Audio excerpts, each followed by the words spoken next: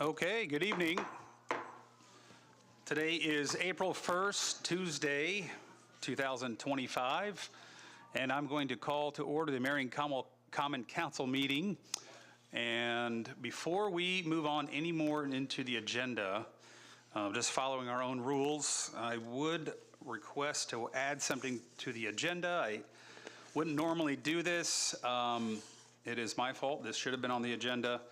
But it is the DLGF TIF management report requirement for the Marion Redevelopment Commission TIF areas. This is an annual requirement. It's not an actionable item. There's no votes taken. It's just a required presentation that's made to the Common Council from the Redevelopment and Commission. So I would entertain a motion to be able to add that to the agenda. First item on unfinished, actually, if we could add it to the first item under unfinished business. I'm sorry, new business, that's what I meant, yes. First item under new business. Mr. President, I move that we add to the agenda tonight the TIF management report under new business. Second. Motion by Councilman Kane, second by Councilman Brunner. Any discussion?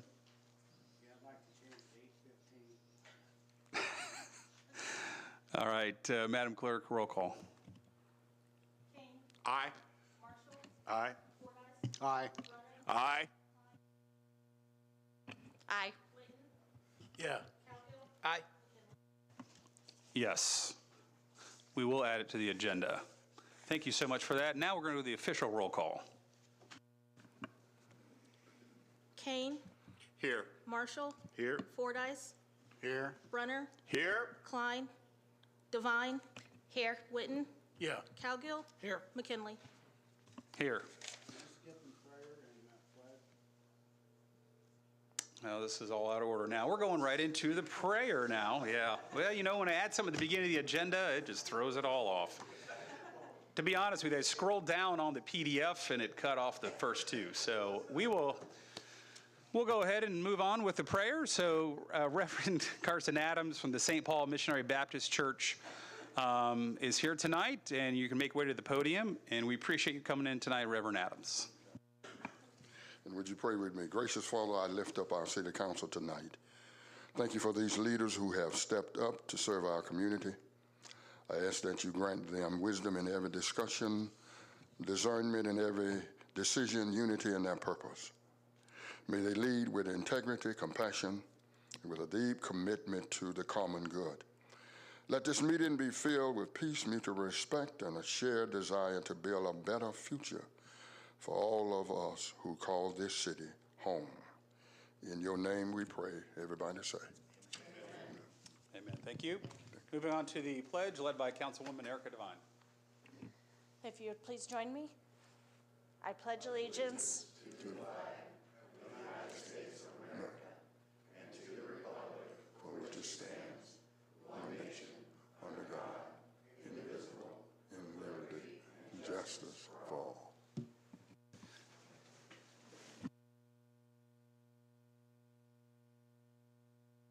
Thank you so much, Reverend Adams, for making it tonight, and you're welcome to stay if you'd like. Okay, moving on to the proper order of the agenda now, to the community spotlight. Give me a moment to switch my screen here. And for the people at home.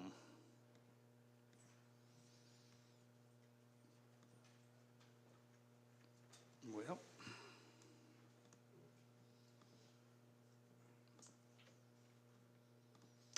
stand by here.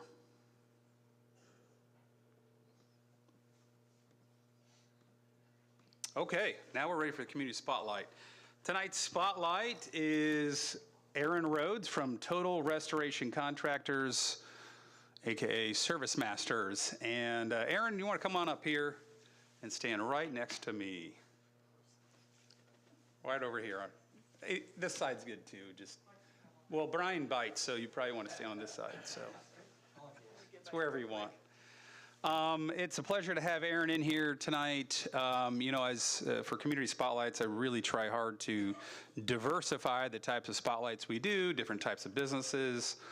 And for Aaron and then Service Master Total Restoration Contractors, might be our first contractor, at least since I've been on the council. So, you know, it's a small business located right here in Marion, 230 West 2nd Street. Most people may not even know it's tucked down in there. It's kind of like on a quiet street down there, but there's not too many construction businesses that specialize in emergency response and emergency restoration. Actually, I will say, I think Service Master is the only one I know of that's based in Marion. There are others that are outside the county, but Erin has made Marion her home and is a small business. So Service Master is a national chain name, but it's a franchise, but really it's a local business. It's Total Restoration Contractors. So I know Erin. I've known Erin for a long time and has a great reputation taking care of customers. And really, you know, it's maybe just coincidence with these nasty storms that are coming through or about to go through. Service Master Restoration actually specializes in those disaster responses. So if you have, you know, your roof blow off your house or your house burns down or something that's very catastrophic, that's a lot of what they specialize, water leaks. So yeah, so we're just happy to have you here tonight. The fact that you have chosen Marion, stayed in Marion, and can I tell them where you're moving to? Yeah.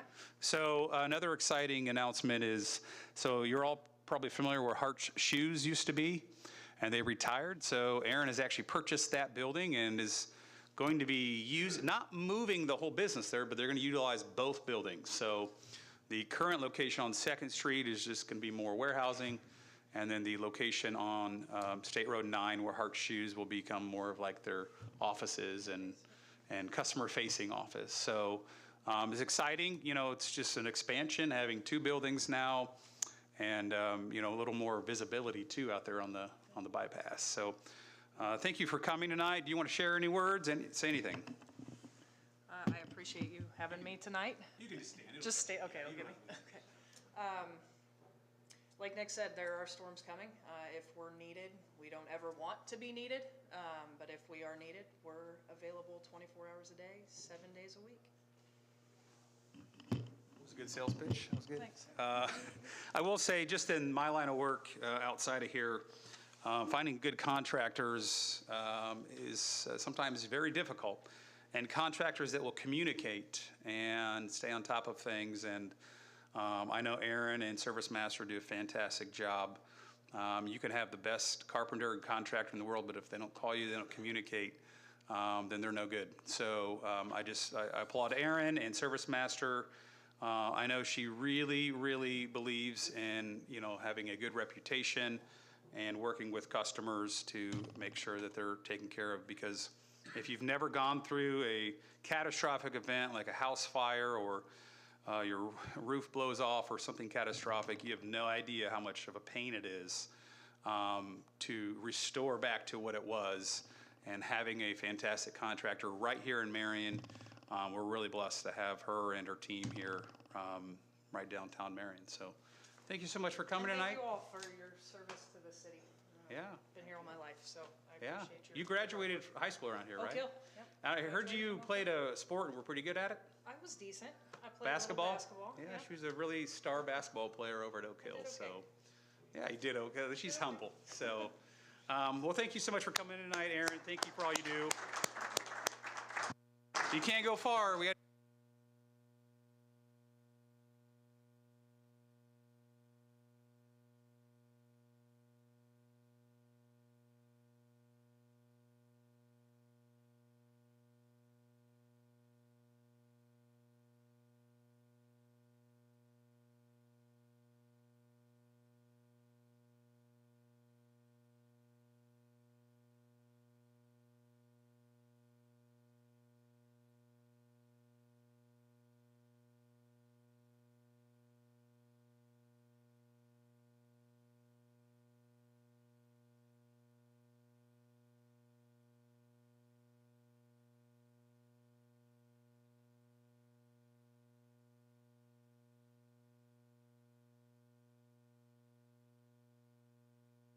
Like she said, they're 24/7, so if it's 2 o'clock in the morning, the phone number you see on the screen, you can call that number. They have a website, Facebook page, all of that. So just appreciate her coming in tonight. And moving into the city employee spotlight.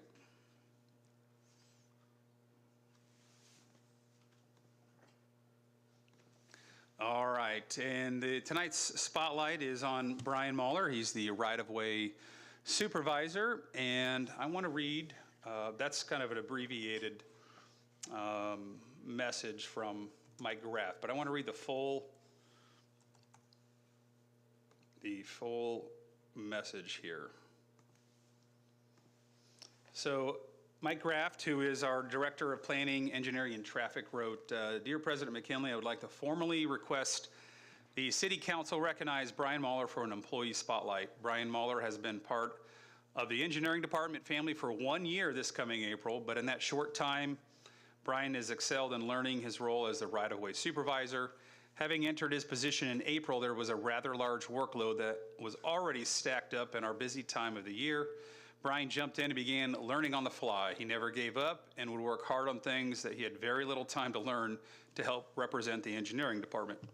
Brian helped steer the engineering department into the world of AI. He learned how to use equipment that allows our department to assess the streets for our asset management requirements and would work diligently uploading this data every day to be able to have it ready.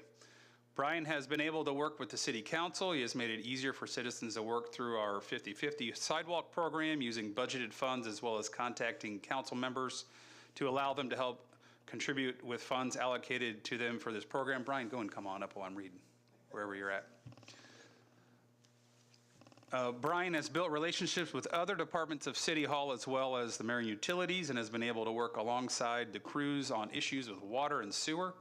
Brian deals with citizens on a daily basis, helping them with permitting for right-of-way work or dumpsters, as well as offering assistance when they have concerns for streetlights, sinkholes, patching roads, or inquiries into projects the engineering department is currently working on. Brian is committed to serving on the Traffic Commission as well as the Plan Commission as a liaison for the engineering department. And a little known fact is Brian has recently taken on the role of chaplain for the Marion Fire Department, and he is currently working with the fire department to be allowed to be on the fire site locations to give comfort to the firefighters as well as family members that may need his support. I have no doubt that Brian takes this role as serious as he does his right-of-way supervisor role, and our firefighters are in good hands. Brian is one of the most dedicated employees I have had the privilege of working with, and many times he has worked through lunches to assist the citizens. In closing, I would pray that everyone would be as lucky as I have been to have the privilege to work with Brian Mahler. Thank you again for allowing me the opportunity to present Brian Mahler as our city employee spotlight. So Brian, we just thank you so much for all the work you've done. I can just say for myself, you know, I didn't realize you started last April. I would have thought you've been here 10 years the way you've been working. I had no idea because we started doing the 50/50 sidewalk last year. And, you know, there's a bunch of council members, 9 of us up here that you've got to kind of manage who's got what funds. And you've done a fantastic job working with all of us and really seeing the vision of getting people's sidewalks repaired and replaced. So that's just from, I'm sure I'm speaking on the rest of the council members, keeping things straight and really connecting our residents with all of us to make sure that they're getting some match to that 50/50. And so we just really appreciate you. And I know Mike obviously had excellent words to say. So anything you want to share tonight? I just want to thank you and thank Mike. He's a great leader. So I've got a great teacher. I think we all know the difference between a boss and a leader. Bosses come in the morning and give everybody a task, and they kind of disappear in the day and expect things to get done, and they look at the now, where leaders kind of empower and inspire and coach. And Mike's just been a great leader for me in this position and a great teacher. And it'll be hard pressed to replace that guy when he retires. Not allowed to. Yeah, that's what I told him too, but we'll see.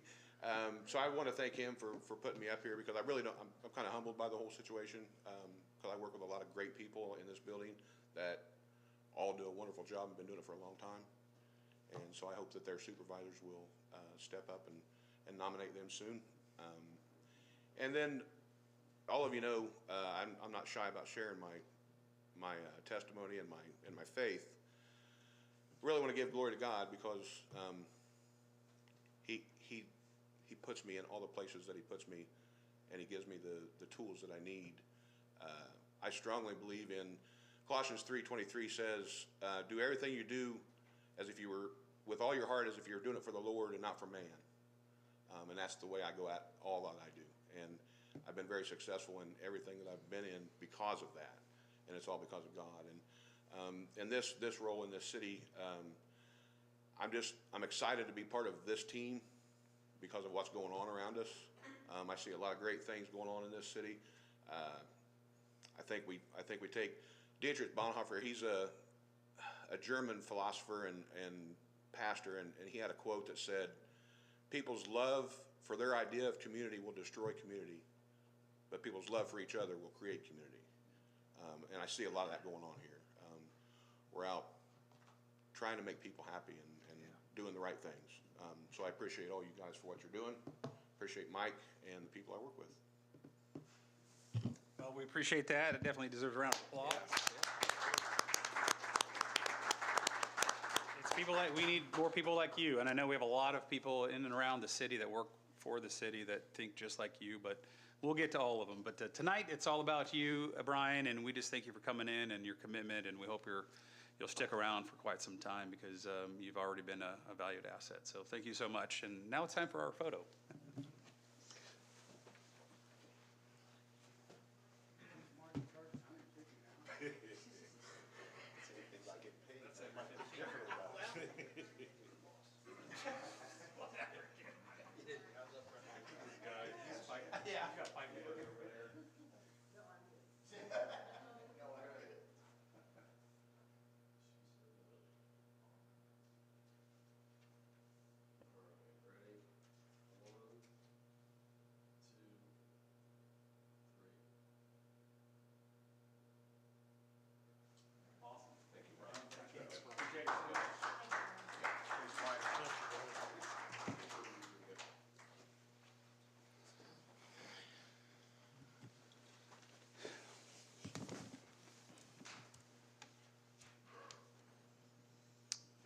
Okay. Thank you all for your patience through that. Some people may not know it, but I'm actually operating the camera system while I'm up here. So I got to switch the screen at home for people sometimes so they can see what we see. So, okay, moving on to the agenda under consent agenda for the approval of minutes, regular meeting and executive session, consideration of pre-approved claims and consideration of claims. I would entertain a motion. Mr. President, I move that we pass in full the consent agenda. Motion by Councilman Kane, a second by Councilman Cowgill. Any discussion? Madam Clerk, roll call. Kane, Aye. Marshall, Aye. Fordyce, Aye. Brunner, Aye. Devine. Aye. Witten, Yes. Cowgill, Aye. McKinley. Yes. Moving on to committee reports. Do we have any committee reports?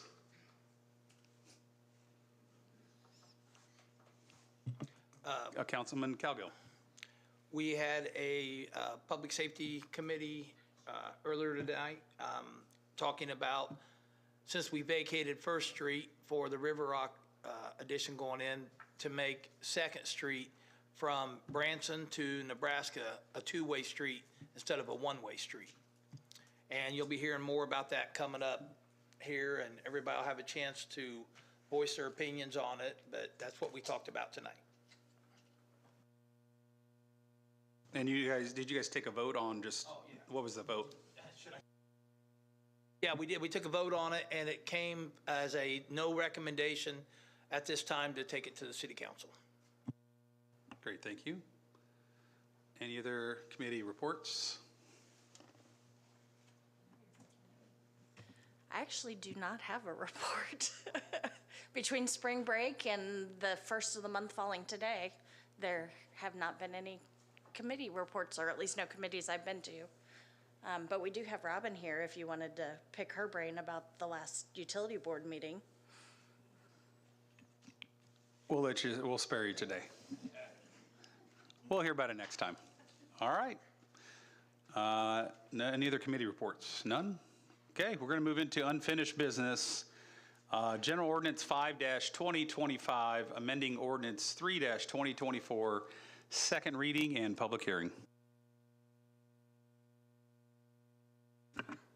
An ordinance fixing the maximum salary of appointed officers and employees, an annual payment of flex dollars, $250 to non-contractual full-time employees of the City of Marion, Indiana for the year of 2025. Marion Police Department is taking the steps necessary to modify our current model for the civilian security personnel in order to increase the safety of staff and citizens who enter City Hall, from employing all part-time positions to a model that funds 2 full-time positions and 3 part-time positions. Speaking, Marion Police Chief David Gilbert. Well, you changed. Yes, I have. Go. Sorry about my voice. If you want to introduce yourself for everyone at home. I'm the Deputy Chief in charge of the Patrol Division for the Marion Police Department, Chris Butchie. I'm standing in for the chief right now. Council members, Council President, thank you for allowing me to represent the Police Department regarding this ordinance to modify and improve security measures at City Hall building. If you have any questions, I'll be glad to answer them. Any council members with questions before we go to the public hearing? I think we're good. Thank you. Thank you. So we will officially open it up for the public hearing. If you would like to speak on this, please make your way up to the podium.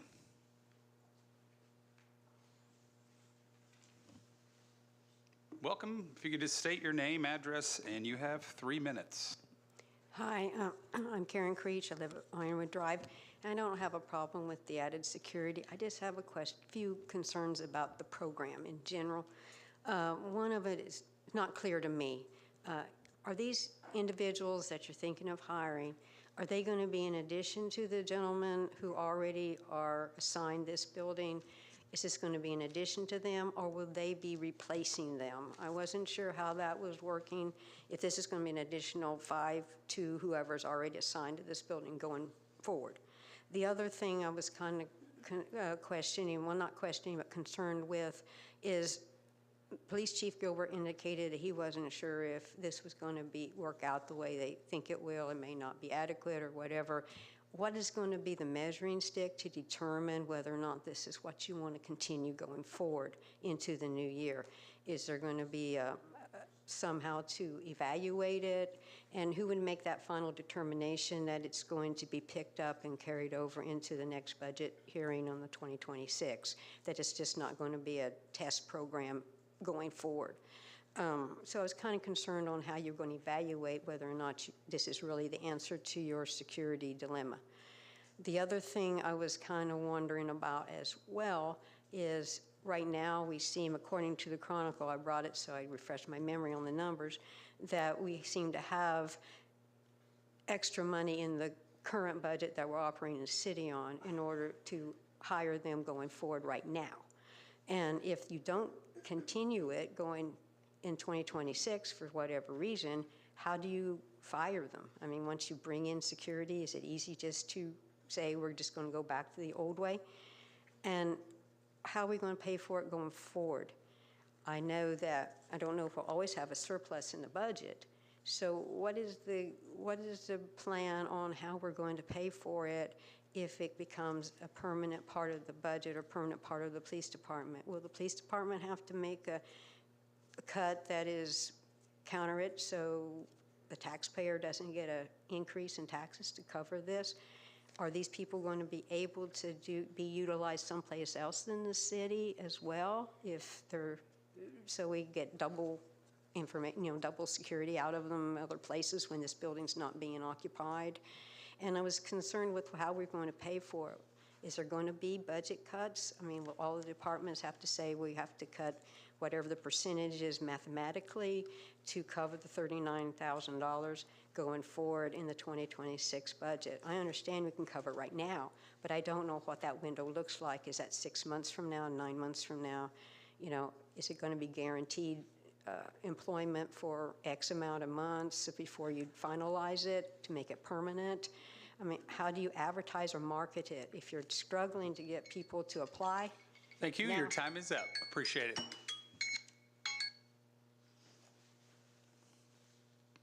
All right, public hearing is still open. If you'd like to speak, make your way to the microphone.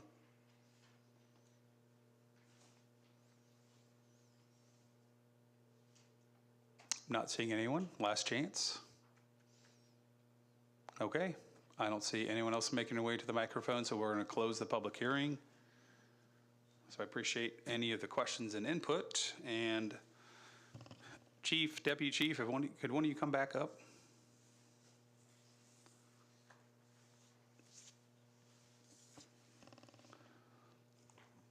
So I'm going to give you an opportunity, if with some of the questions or whatever was stated, if you want to clarify some of that, that's up to you.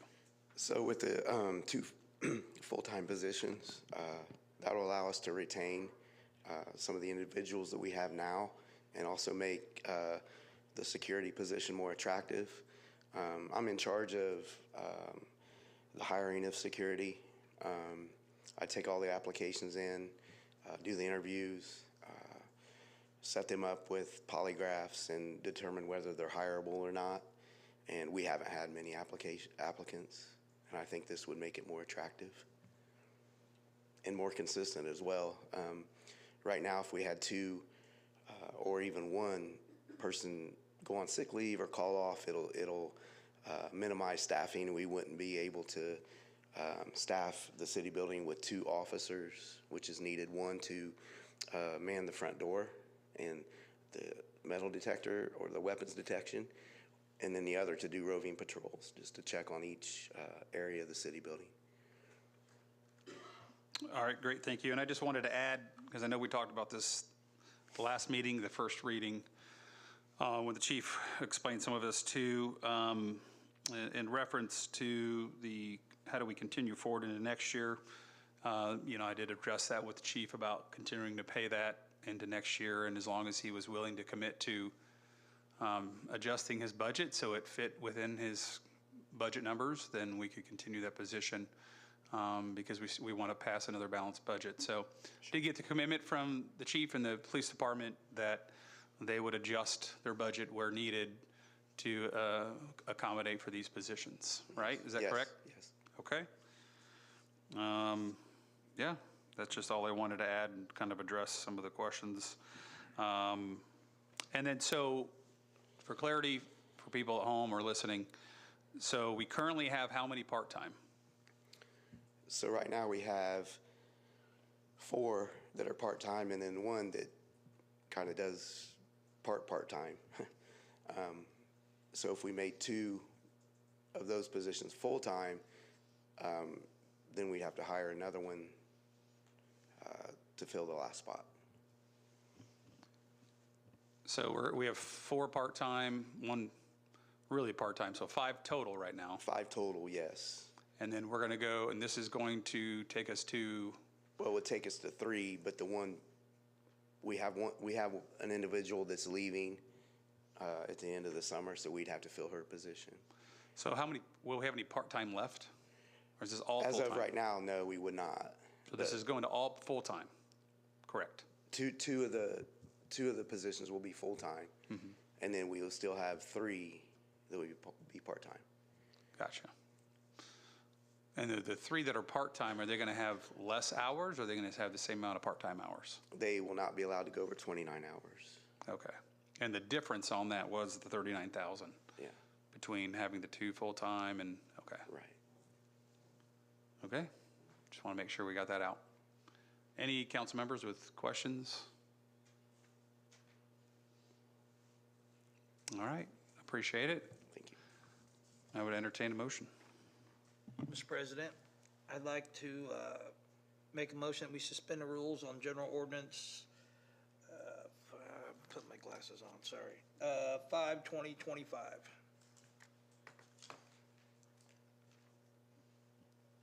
Second. Got a motion to suspend the rules by Councilman Cowgill, a second by Councilman Kane. Any discussion? Madam Clerk, roll call. Kane. Aye.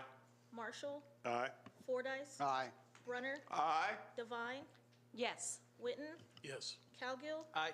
McKinley. Yes. Rules have been suspended. I would entertain another motion. Mr. President, I'd like to now make a motion that we pass General Ordinance 5/2025. Second. Motion by Councilman Cowgill, second by Councilman Brunner. Any discussion? Madam Clerk, roll call. Kane. Aye. Marshall. Aye. Fordice. Aye. Brunner. Aye. Devine. Yes. Witten. Yes. Cowgill. Aye. McKinley. Yes, General Ordinance 5-2025 has passed. Moving into new business, and it's not written on there, but we did approve it at the beginning of the meeting, was the DLGF TIF management report requirement for the Marion RDC TIF areas. And speaking tonight, it's going to be Greg Balsano from Baker Tilly. Welcome. Hello. Thank you for having me tonight and adding me to the agenda. My name is Greg Balsano with Baker Tilly, and we help the RDC with the annual reporting requirement for the DLGF April 15th TIF management report. This is a report that is based on 2024 information, so all prior year reporting, and is due to the council, the RDC, the mayor, and the DLGF Gateway site on or before April 15th.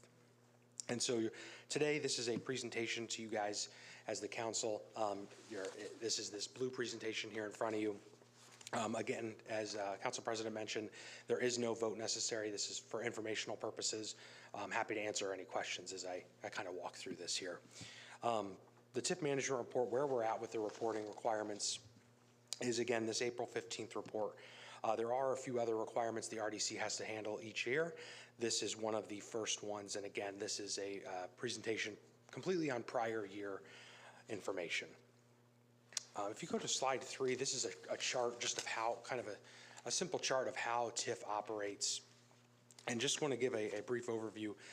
With TIF, you'll have two types of areas, an economic development or redevelopment area, and then the allocation area. The economic development or redevelopment area is the boundary where the redevelopment commission and city can spend that TIF money within, in serving or benefiting on certain types of expenditures. The allocation area is either that same boundary or a smaller boundary where the TIF money is actually generated.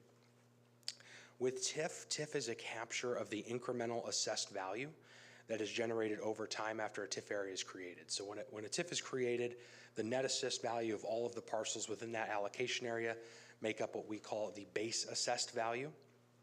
That base assessed value is taken forward and is trended up or down each year. The value up and above that, the incremental assessed value, so what those parcels increase to, that is the incremental assessed value that's multiplied by the tax rate to generate the money for the redevelopment commission and city to use on various economic development purposes. Once those TIF areas expire, the incremental assessed value will then flow back through to the overlapping taxing units. What is the purpose of TIF? So TIF is really to finance incentives or infrastructure needed to induce private investment, to encourage orderly growth in targeted areas, to redevelop blighted areas. One key item is a business or resident who sits within a TIF area still pay property taxes on their new investment. And without kind of doing some research, you likely wouldn't not even know you are in a TIF area because you pay property taxes just the same as everybody else. Slide 5 shows the redevelopment commission members who sat on that RDC during 2024. We had Darren Reese was the president, Nick McKinley, vice president, Deborah Kane, secretary, Trent Daly was a member, Kyron Montero was a member, and Mr. Richard Hart was a non-voting school board member. Slides 6 and 7 cover each allocation area and when those areas were created and when they are set to expire. In total, the City of Marion and RDC has 16 different allocation areas, and those make up 5 economic development or redevelopment areas.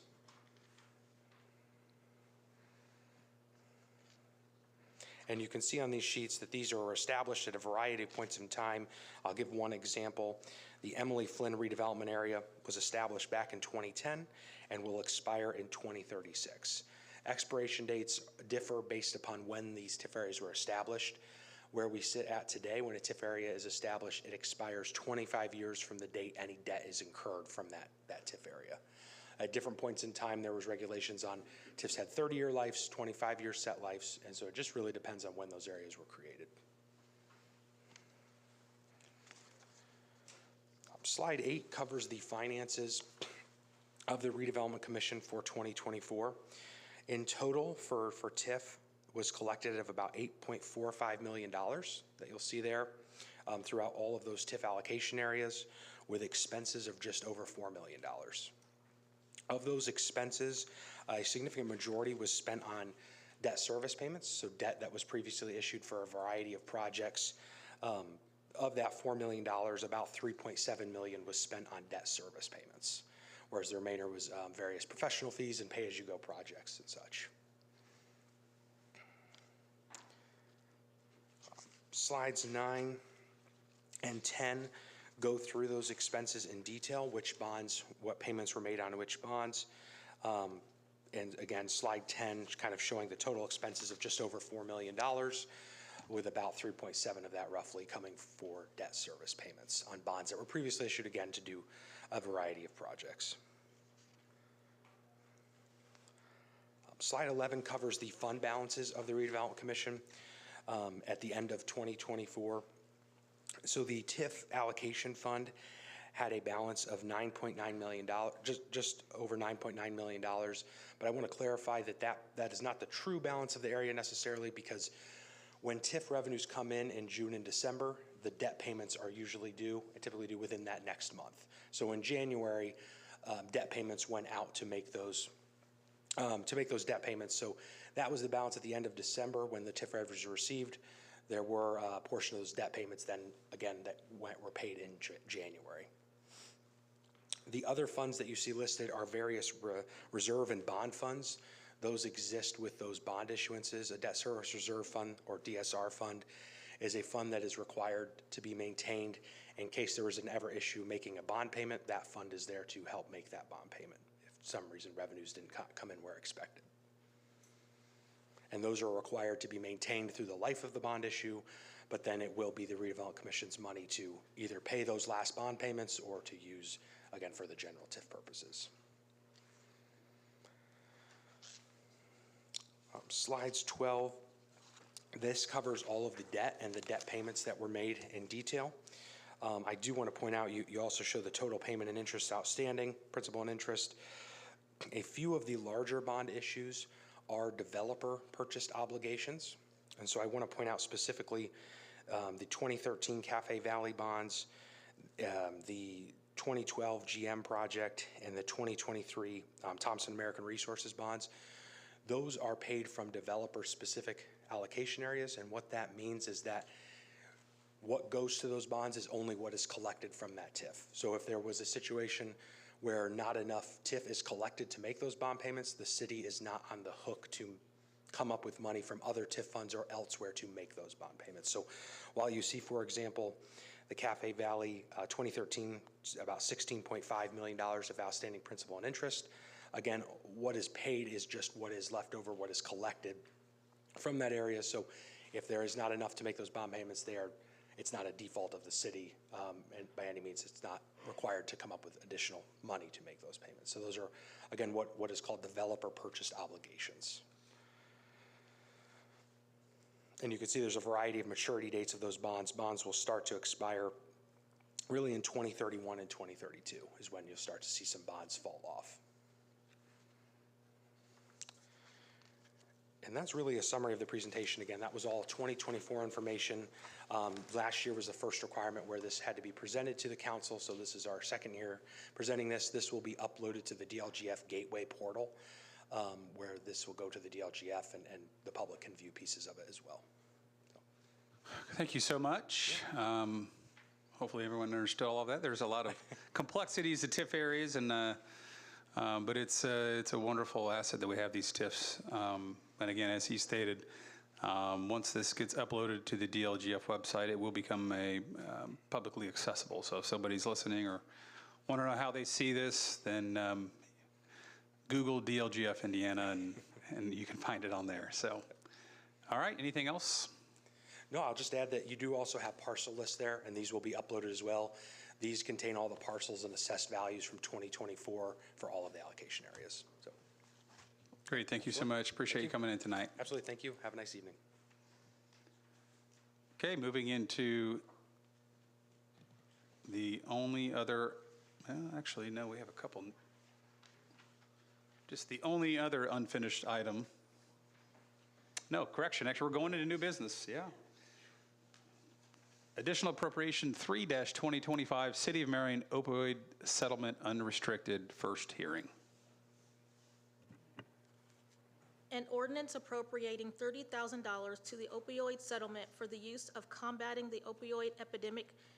This additional appropriation of $30,000 will afford us the opportunity to hire a consultant that would equip the City of Marion with the knowledge and strategies needed to effectively allocate settlement funds to use for program support and community capacity building.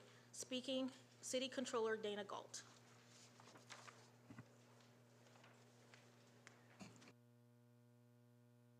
Good evening.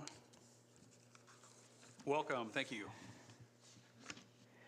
I sent out a packet. Did everyone receive their packet? Awesome. Does anyone have any questions? About the packet or Turn your mic on. about the packet or the additional appropriation? Any questions? Yeah, I've got a question on the additional appropriation. Okay. Why do we need to have a consultant? Because a consultant can go to attend meetings in our community, do a community needs assessment to see what the community needs are, attend the meetings with the county, and see what we need to spend our money on. So they can get they would be our legs and feet in the community to see what's needed in the community. But why can't we do that? Who can do that? The city? I know who. The city administration or part of the administration or part of the council people? Why do we need a $30,000 consultant? Well, that consultant will have the skills to go into the community, go to different agencies, do assessments, see what's needed, attend meetings, and be able to send a report back so that at the end of the year, when I have to do a report, I can report on what the consultant did. Sure, but isn't that And then what we would do. Isn't that ultimately going to be left up to, since it's unrestricted funds, isn't that going to be left up to the council and the administration? Ultimately, I mean, he's going to bring back recommendations, but, I mean, a lot of these can go towards law enforcement or, I mean, I've got the packet from the state also on what the restricted and unrestricted uses are. Well, and this would be unrestricted, and Sure. that person would create a committee, and you're welcome to be on the committee. I don't know who, but that person would create a committee, and then in that committee, they can make recommendations on what and where the money should be spent or who we donate the money to, and then the committee comes back or the consultant comes back to the council, and so it'll be a whole process.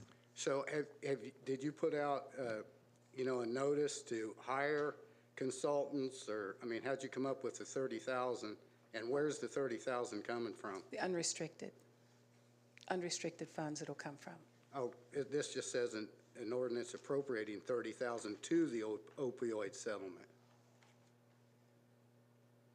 That's what mine says. Okay, So are you taking it out of the unrestricted funds? yes, And putting it in, or you're using the unrestricted funds to hire a consultant? yes. Okay. This Yes. says you're taking it out of the opioid settlement funds. Opioid unrestricted. Yeah. Mine says that. You're appropriating 30,000 to the opioid settlement. So No, if I could, we're- excuse me one moment, if I could add, we do have the full appropriation, and on the full appropriation, it does list the opioid settlement unrestricted fund request. I think it's just like Vice President Fordyce, the way it was on the agenda could be a little confusing, but the specific written ordinance appropriation does state it properly. Just Okay. wanted some clarity on that. Sure, but it says it's an additional appropriation also.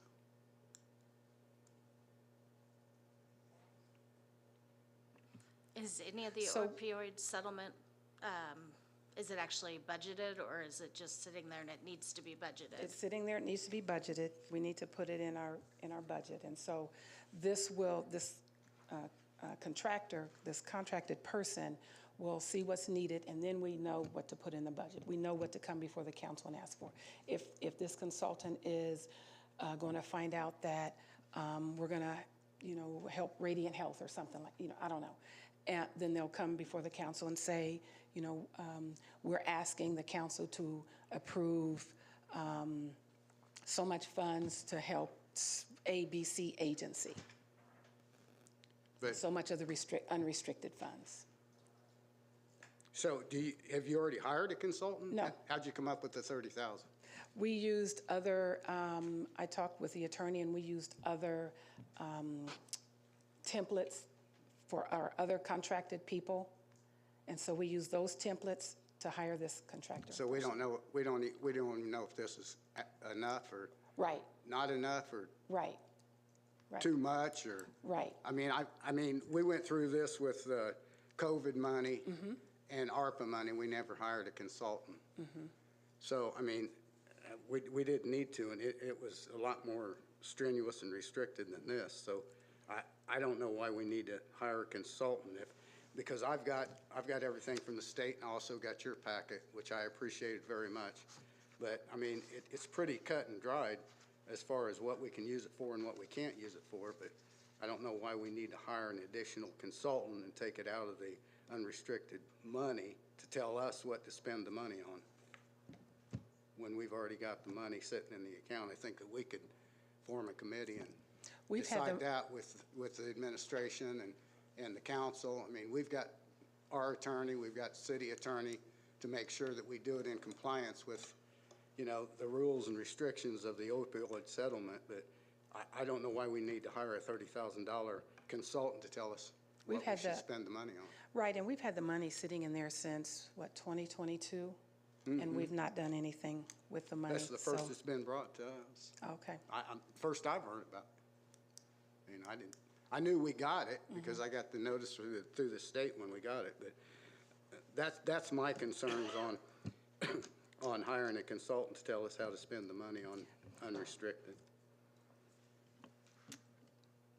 Question, just for clarity, the total funds, restricted and unrestricted, the math shows $1.178,550,020. Does that sounds sound about right? right, yes. Okay. And just so I'm sure people are probably wondering, what are they talking about? So there was a huge lawsuit. Indiana received over $980 million in a settlement with a lot of the big pharmaceutical companies in relation to just opioid addictions. You can Google it and find out all the information you want, but essentially there was a settlement, $980 million, and it was divided up amongst communities. Marion received $1.178 million. 336,000 of that's considered unrestricted, which means there's no requirements. We can use it as we see fit. as general fund. As general, right? And then the 842,000, there are specific requirements you have to use it for. Otherwise, you're out of compliance. And we have to follow the rules on that. That's So correct. I just wanted clarity for those watching, those listening, what's going on. It's unfortunate that this lawsuit had to happen, but I'm glad the settlement's there. And my hope is that these funds can be used to help people either prevent addiction or get off addiction. And if it saves even one life, That's right. That's right. then it's worth it. So just wanted clarity on that. Any other council members?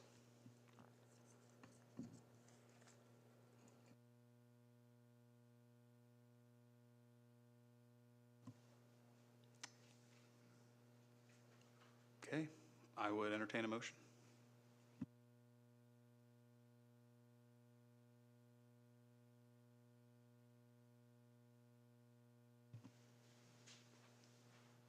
Does this need to be passed to second reading? It's an appropriation. Yeah. Mr. President, I move that we, under appropriation number 3, 2025, we send this to second reading and public hearing.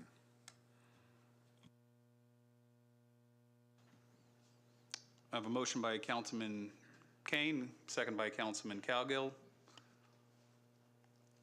Any discussion by council members?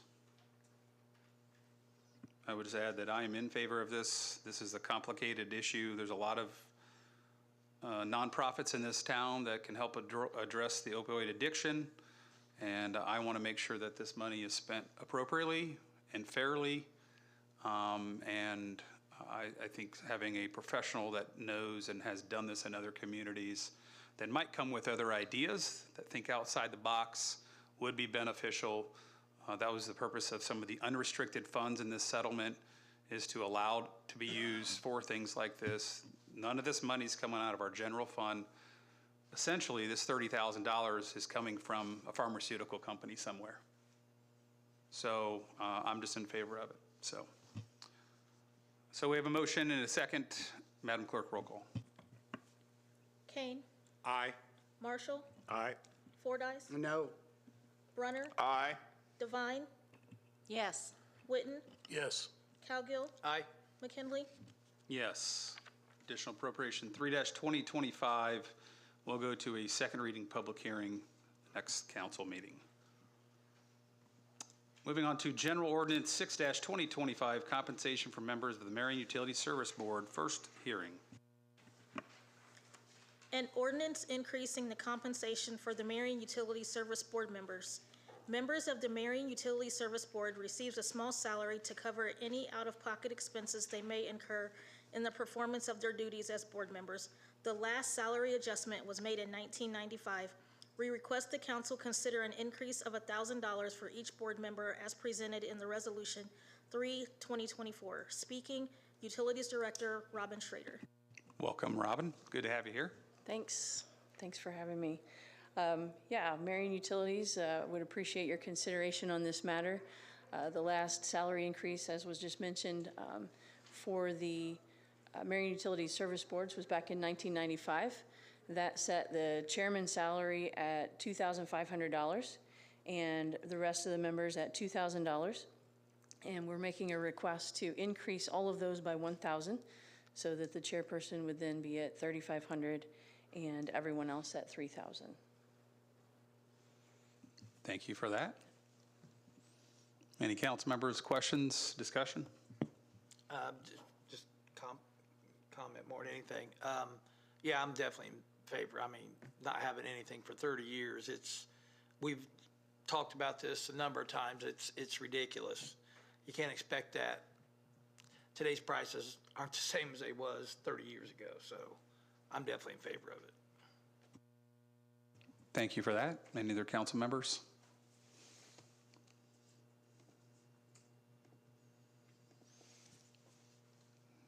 Okay, thank you. I would entertain a motion.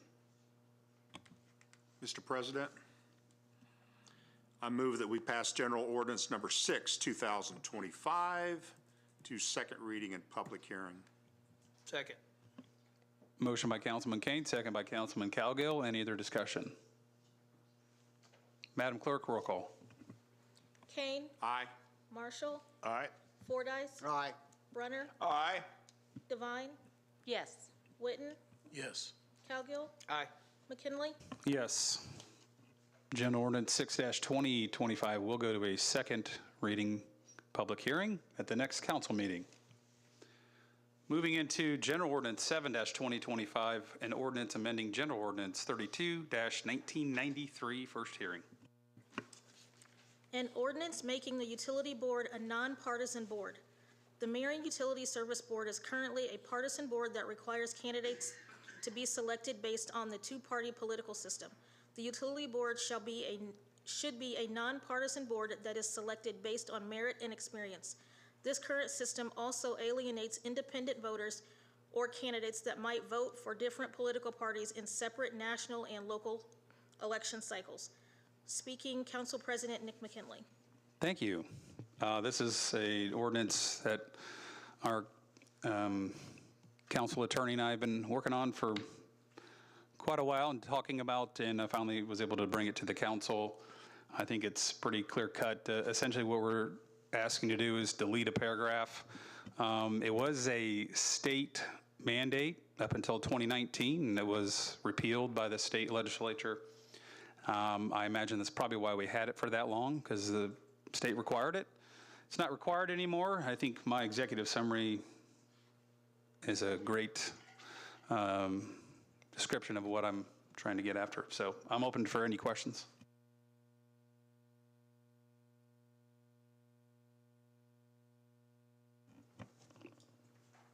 Excellent. I would entertain a motion.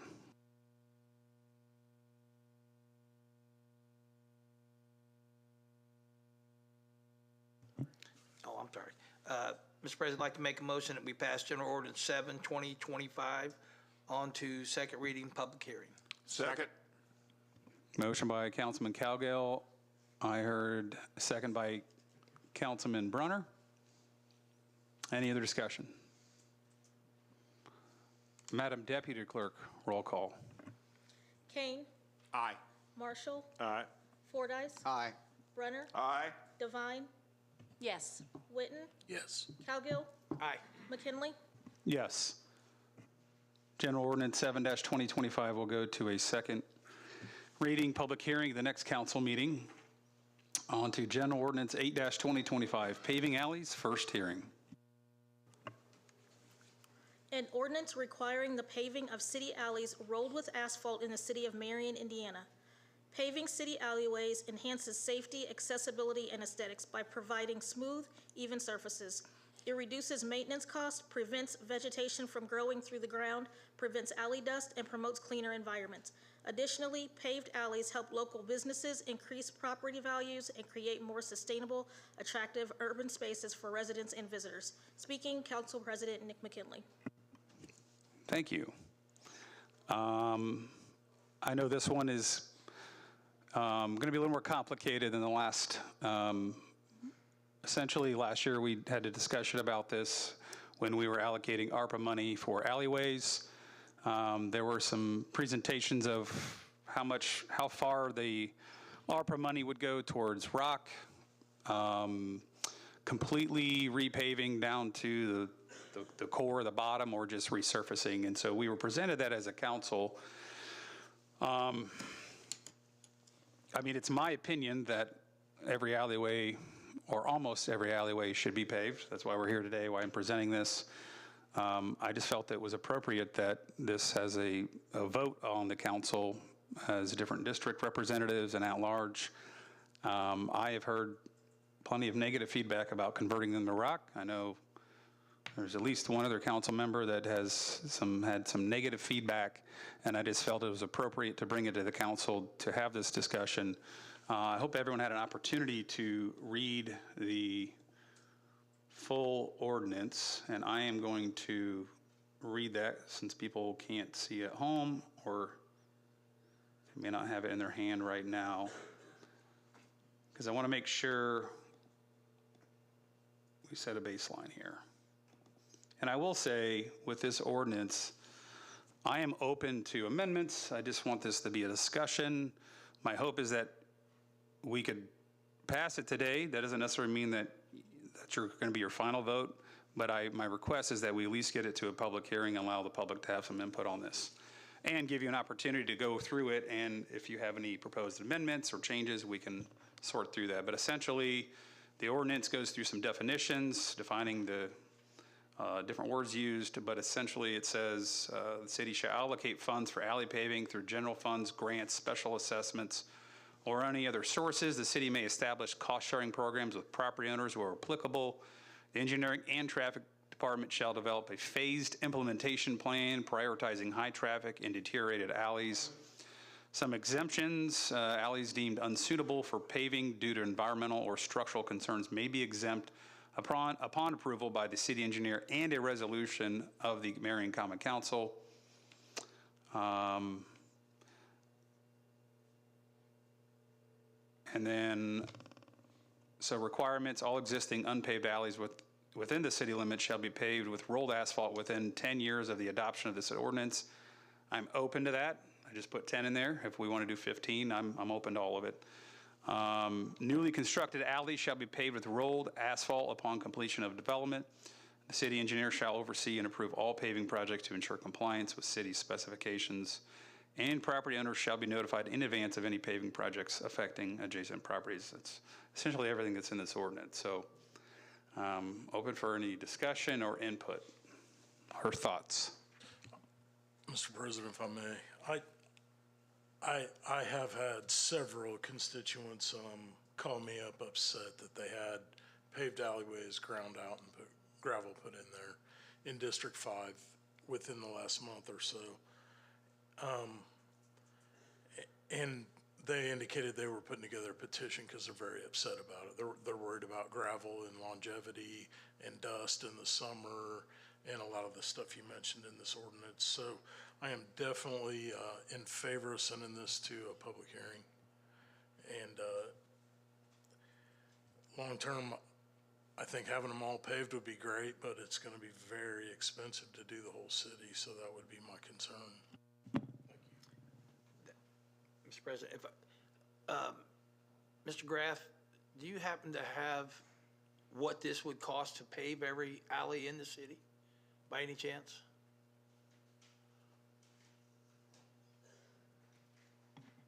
Or does he know? I made a bunch of copies. This was last year when we originally looked at the various options. I couldn't remember. I kind of handed this material out, so it's probably not new, but just more a refresher for everybody, so.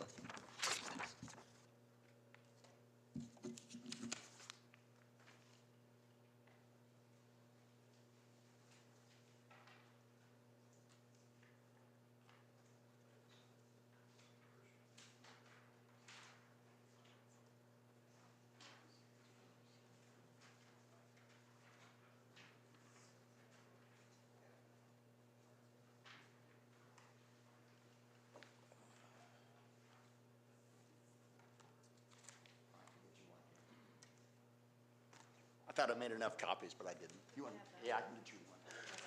You had an extra one? I thought I made it.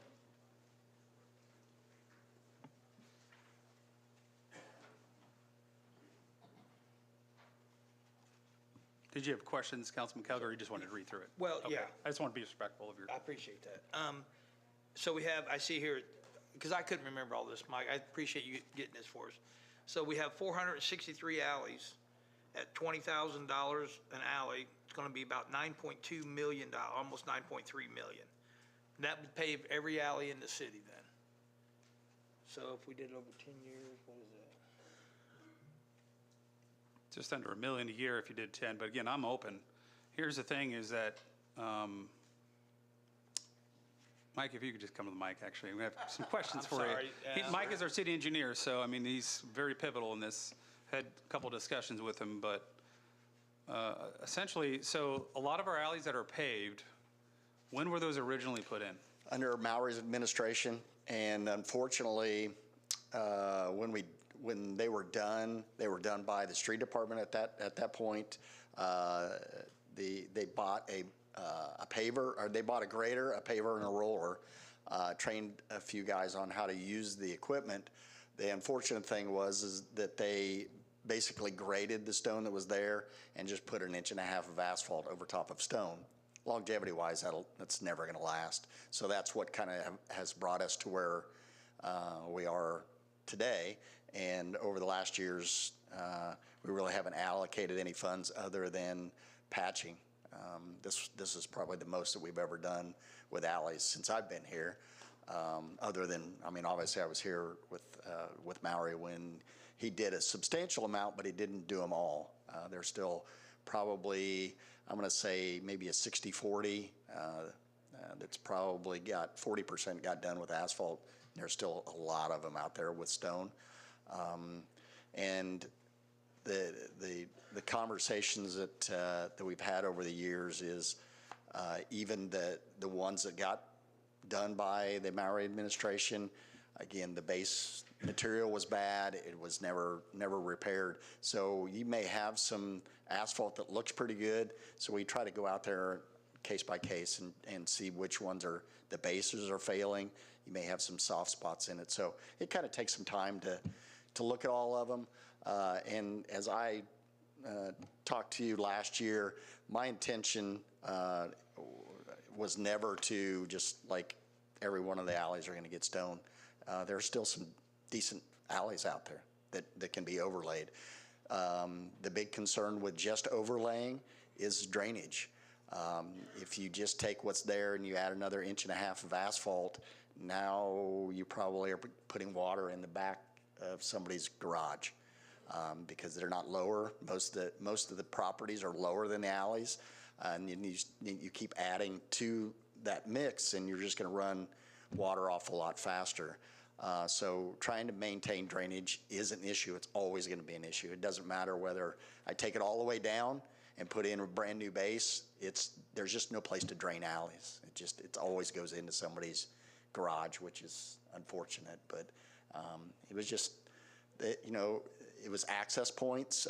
Streets were narrow. That was the way to get people off of narrow streets. And we've changed philosophies over the years, and you don't have alleys anymore. You just, in subdivisions, there's no alleys. Everybody has driveways. And so, whether it's myself or the next administration and the next engineer and these folks that are going to look at that, this is always going to be a problem. It's going to be a perpetual problem. And even if you were to go back into the alleys that we've already started, we've done quite a bit in Gary's, and then we kind of moved our way down into Andy's area. If we put this on paper in an ordinance fashion, the only concern that I've got is that we're kind of doing a mandate.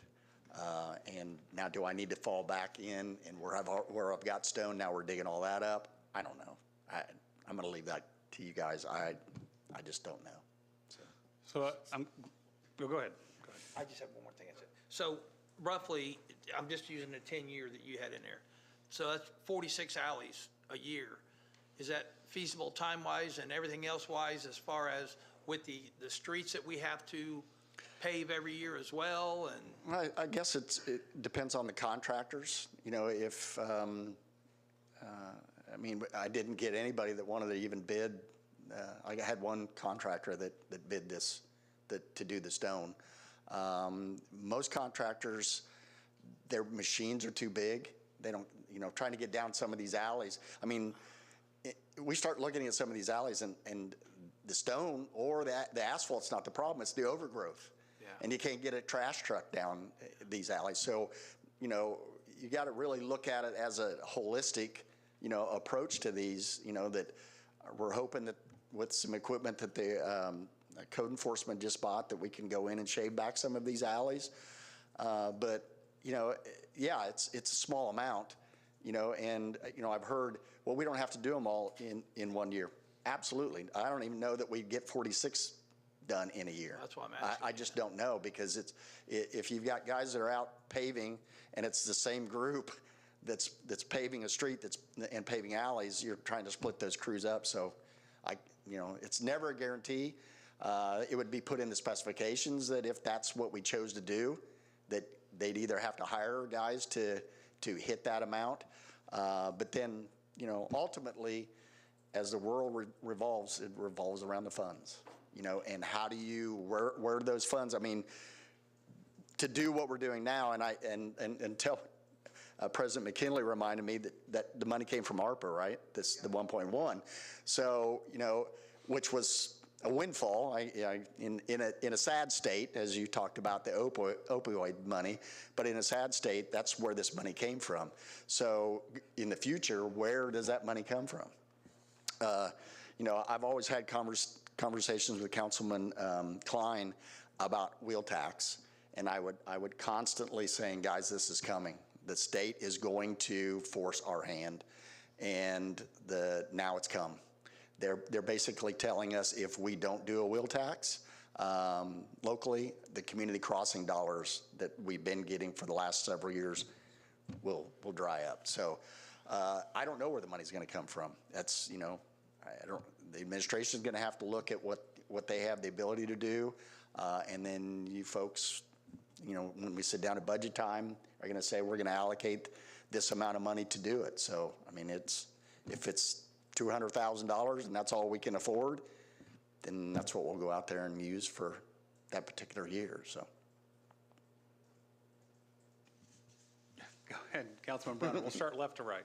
I take it that we have to decide, are you going to do this in each of the wards?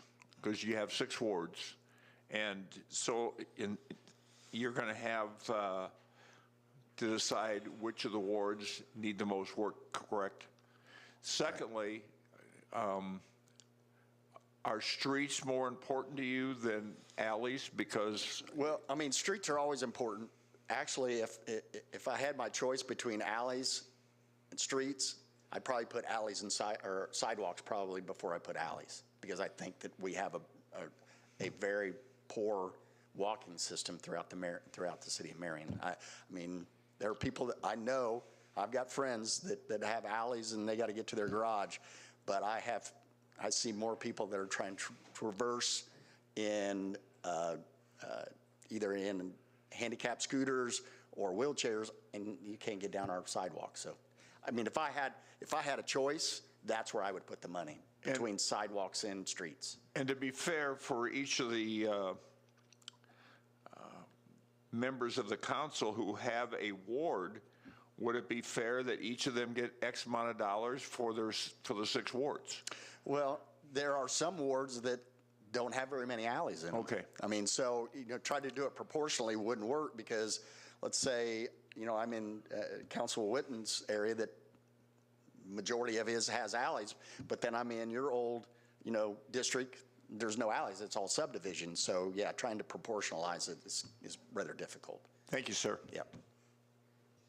Vice President Fordyce? Thank you. So, Mike, right now, the wheel tax money is going for streets. Correct? That's Yes. to subsidize our grant to do the 3.1 million in streets. Yeah. So yeah, so the max amount that we can get is $1.5 million from the state. So I allocate the wheel tax that's where it's always it's geared towards the community crossing. For street. Then local road and street, and either CCI or CCD funds or some MBH funds. But that number I don't use it for anything other than the match grant. Right. So I guess my point is that we have to use the wheel tax to match the grant, for us to come up with the money to match the grant. Correct. Which is 1.5 million we've got to take out of the highway, street and Yes. highway. And we have to have that wheel tax to help with that, to Right. match that grant. And so right now, proportionally, you're getting, from the wheel tax, you're getting what the county allocates, because they started the wheel tax. So if we add another portion, the city's portion of wheel tax, their portion's still not going to go away. You'll add on top of that. Sure. So you would have, just throw a number out there, if you get an additional $600,000, then you'd have $1.1 million of wheel tax. But if you still want to go after community crossing, you're still going to take that $500,000 out of it. So Right. you'd end up with $500,000 or $600,000. Sure. So the only way, one of the possibilities is if you cut back on the amount of streets that you paved on the grant, you might be able to use some of the wheel tax for sidewalks. Correct. Correct. Which I agree with you. Our sidewalks are horrendous. We never did go through with the last appropriation. We were going to do $700,000 in sidewalks. We couldn't do that. We had to use it for streets. Right. So, in a great day, we'd cut back on street paving and fund sidewalks or alleys, because we're not going to come up with an extra $1 million for just alleys in the next future that I see, unless something drastically occurs. The property taxes are going down already. We know that for a fact. So my other point on this issue is that I don't think that we can do a mandate and require that all the alleys in the city has to pave all the alleys. I just don't think that we can put that as a mandate that's not financed. I mean, you know, the state can do mandates and the federal government can do mandates. I don't think we can mandate into 10 years that you're talking about future administrations have to allocate for that. If they do alleys, it has to be paved. I'm not sure that you can do that. We've been through this before, back when Jess Allenbaugh was in, and we were told we could not do that to a future administration, is force them on a mandate financially in their budget to do something. I could be wrong. That'd be in the attorney's realm. But anyhow, on the first appropriation that we approved for this through the ARPA, which was $1.12 million or something, that contract was already been signed. And I know that we have discussed this, and some alleys you are going to pave. They're thoroughfares, and you're going to use that money to pave some of them that need to be paved. And I've also talked about this with you and Donnie Scott, the contractor. Some of them can't be stoned because the incline. The slope is too great. The slope is It'd too wash all great, the stone out. and they have to be asphalted. So part of this money is going for asphalting some of the alleys, correct? Correct. And I know Nick's is a thoroughfare. They use it all the time. So, and it's not in terrible shape, but, and you said that some of the asphalt alleys that weren't in real bad shape, you were going to go ahead and pave those and keep them paved. And then we have some alleys that are brick. Right. So That's I correct. wouldn't want to asphalt over those. Until they just become deteriorated to the point that you can't do anything with them. But going back to the last appropriation that we appropriated, I do know for a fact that appropriation is encumbered for what we appropriated it for, which we picked option number 1 on this. We did not pick an option. We just appropriated the money. Which was option 1.125. We appropriated the money. We didn't pick an option. We left it up to the city engineer, so. Okay. Yeah, and I mean, and Nick, I would say is partially right. It was my interpretation that the mayor wished to use the $1.1 million and do as many as we could with stone to get as many of the alleys. But during the conversation, I also stated that there are times where, like you were talking about, we will not be doing stone. You just don't have any choice. Sure. So that's why when we quoted it out, we asked for those options. Okay. Similar to what you see there. Okay. And because we came in with the amount that we could do, pretty much the majority of them in stone, that's the main option that we used, even though we knew we would have to do asphalt. Okay. Which in your ward, there are several that we did stone that we know that we have to fall back on to do asphalt. Sure. And so anyhow, on the encumbered appropriation, when we did that, and you can correct me if I'm wrong, the mayor and you put a stop to this work, or you told them just to hold on. We just paused. Hold on. I didn't tell anyone to stop. So we paused it. We paused it. Until we knew what direction you folks wanted to go. Okay, but don't you already have a signed contract with a vendor on that? I do. Okay, and the money was already encumbered. So on the encumbered appropriation, this is what I found out. That has to go to that contractor, that vendor, the money that we appropriated for that work. So, Okay. I mean, that's why I just don't want to get ahead of things with the appropriation we've already it's encumbered into the appropriations, and it's assigned to that vendor to do that work. Now, it's up to Mike on what alleys he does what with that contractor. And again, I'm trying to work with everybody as well I can. I know that Andy's gotten some concerns. I mean, it didn't get confrontational, but it got a little vocal between a contractor and a homeowner on what we were doing. Ultimately, the buck stops at me. I make that decision. Sure. So I don't ever let my contractor to be the guy that just says, well, I'm just doing it and, the heck with it. We looked at the alleys. We chose the direction to go with every alley that has been done at this point. And again, we're not doing everything in stone.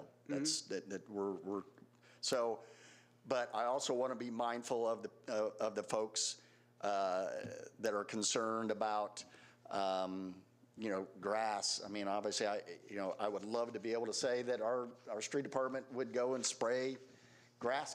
I can't guarantee that. I know that they have a grader and they can grade it, and we can keep a better upkeep on stone. But I mean, stone's dusty. You get in, you get a dry period, and it's going to be dusty. Then it gets wet. One thing I can feel a little bit more comfortable about when I do stone is if I had an area that was holding water or flooding a garage, the likelihood of it happening with stone is not as great because it's going to absorb the water. Yeah, is it never? I mean, would I want to drive a brand new vehicle down it? No, but I'd rather probably drive a brand new vehicle down something that doesn't have an 8-inch pothole too.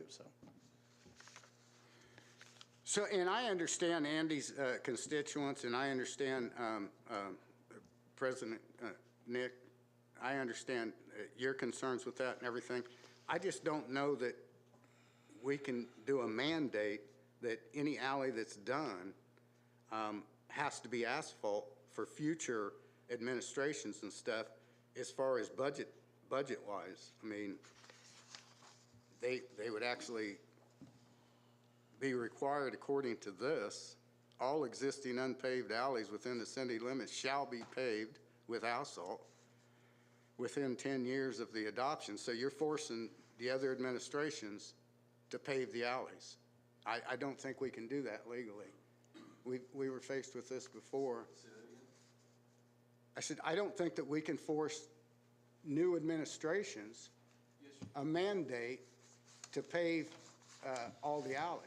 Yes, you can. The council has the ability to set the standards. It's up to the administration to figure out how to both accommodate that within the budget and to administer it. So it's something that can be done. So I guess the wisdom of it is a different story, but yeah. it is something that this council could in fact pass.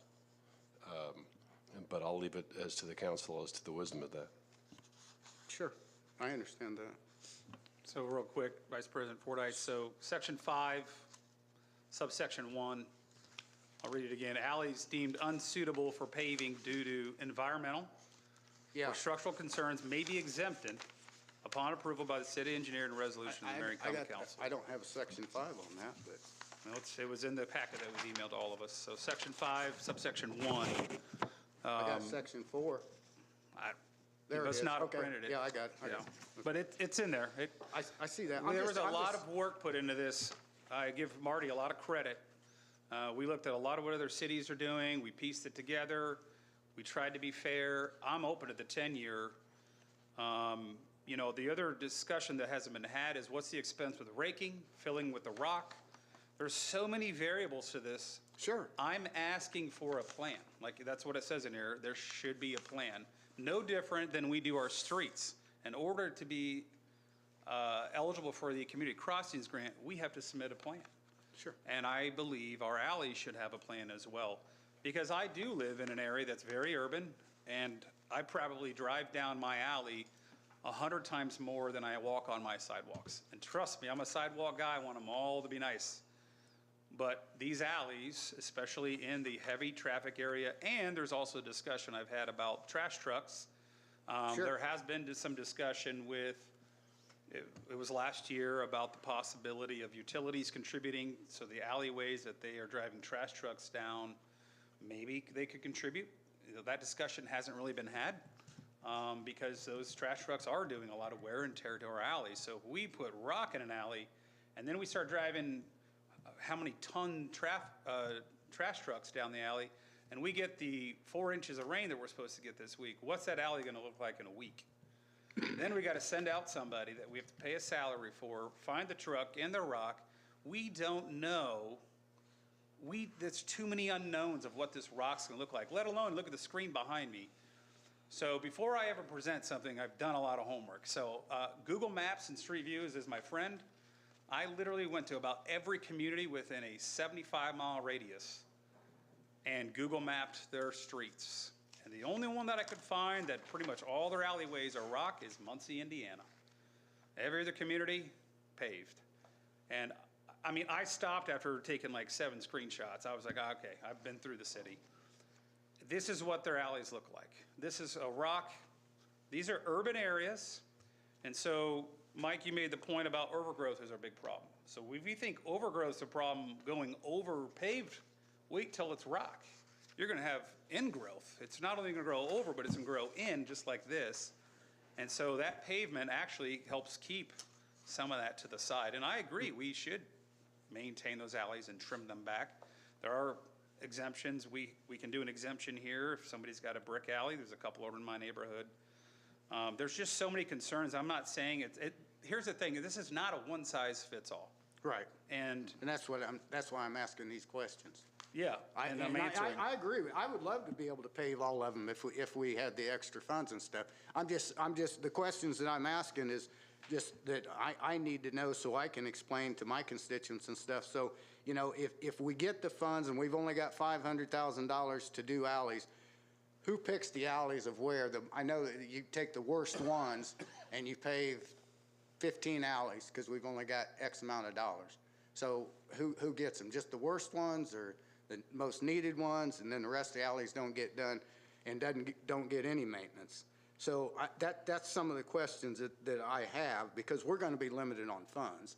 I mean, unless we get a windfall, which I'm not seeing right off the bat. But and then another question I have on Section 5, Paragraph 2. It says property owners may request variances based on financial hardships. So, and you've got a cost sharing. So, are you saying a homeowner can help pay to pave the alley? So above that, it basically says it allows something like that to be implemented.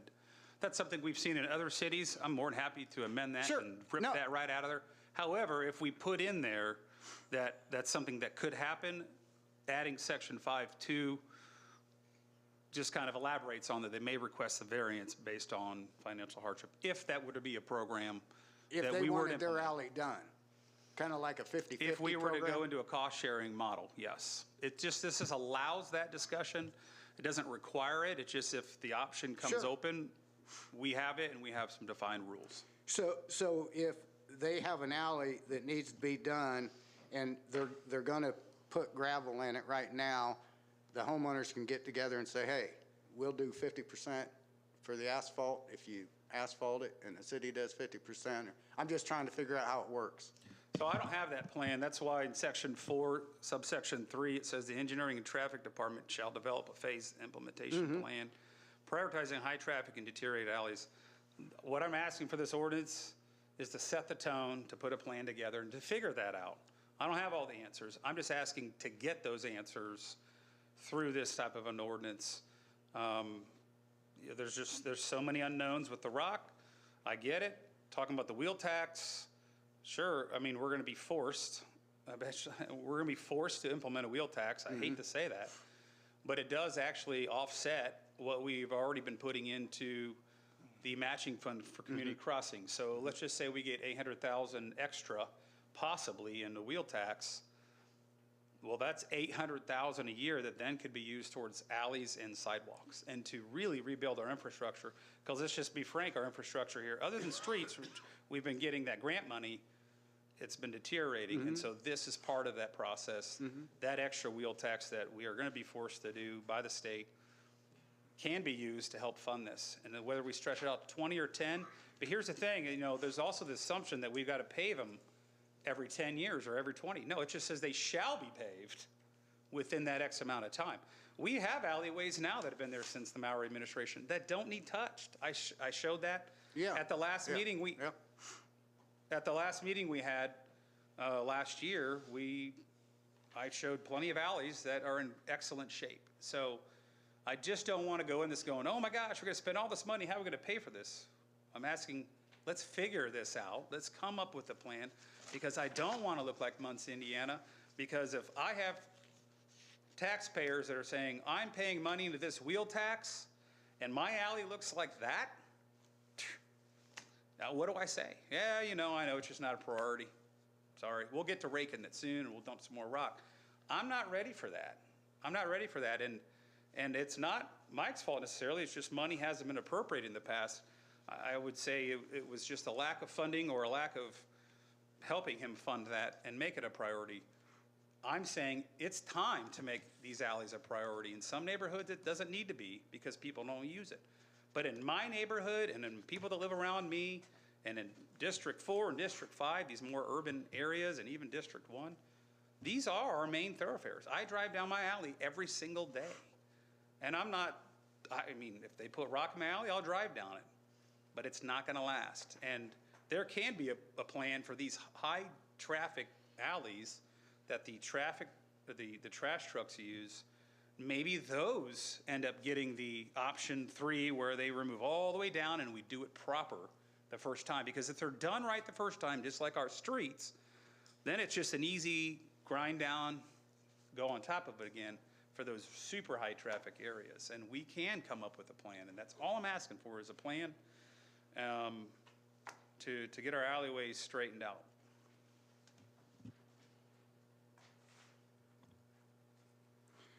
So that goes back to, we've done a lot of alleys in the stone already, so, and I know you've got some constituents that are very unhappy, and you said they're gonna sign a petition.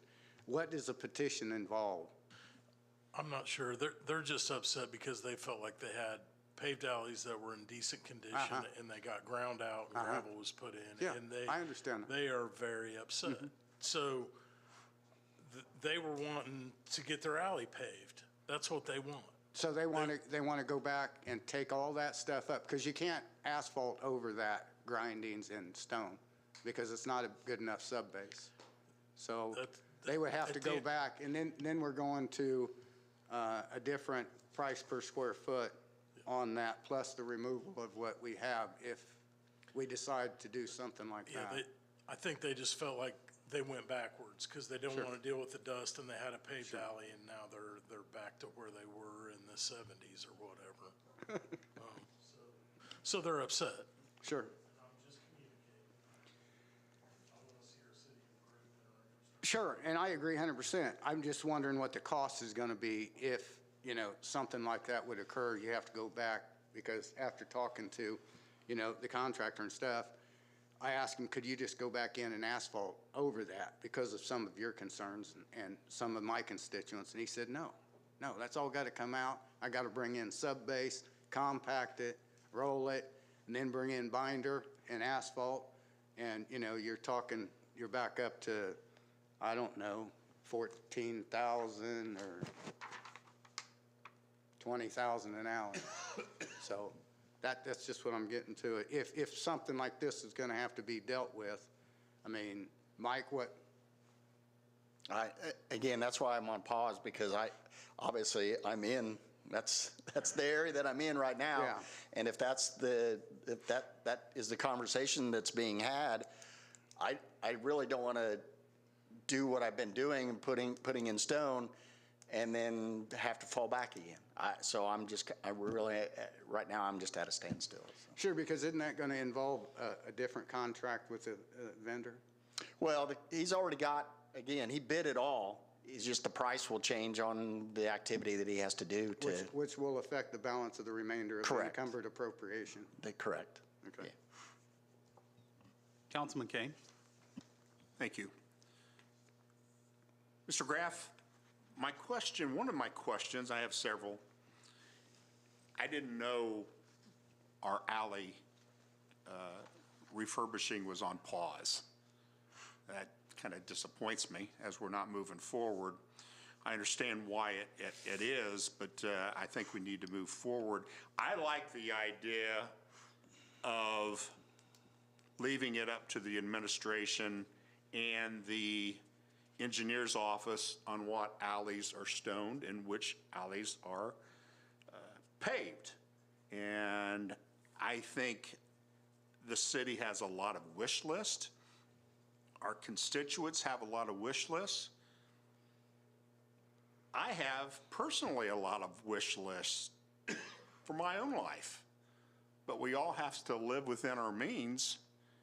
And I think a mandate to pave every alley, or almost every alley in the city of Marion, becomes unaffordable, especially as we move forward in the next several years when we know our tax revenue is going to be a lot lighter coming in to us.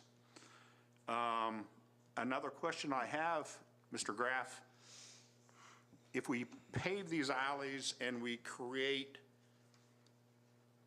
a pond, or we have water running into garages and create all kinds of issues, I think we're opening up a real can of worms that we're going to be getting a lot of phone calls on, especially your office, and saying, you've created a nightmare for me. Water's coming in my garage. Now it's 0 degrees out. I can't get my garage door up because it's froze shut with 3 inches of water. And you caused that problem by paving that alley. And it's your fault. Now, how is the city going to correct that? And what is that going to cost us? So, boy, I just have a lot of reservations about moving forward with a mandate that requires every alley to be paved, when I think we have a good plan in place, and the expertise that we have in the engineering's office to make that decision on which alleys to pave and which alleys to stone. If you stone an alley and you do it properly, that can last a long time. So, I guess that's my thoughts. I might have more later on, but I'm super concerned about mandating and the monies that is going to take away from other projects within the city to pave alleys. It certainly takes away from sidewalks, and that's what a lot of us ran on when we ran for political office, is fixing sidewalks. And so I think, wow, I think we've done an excellent job.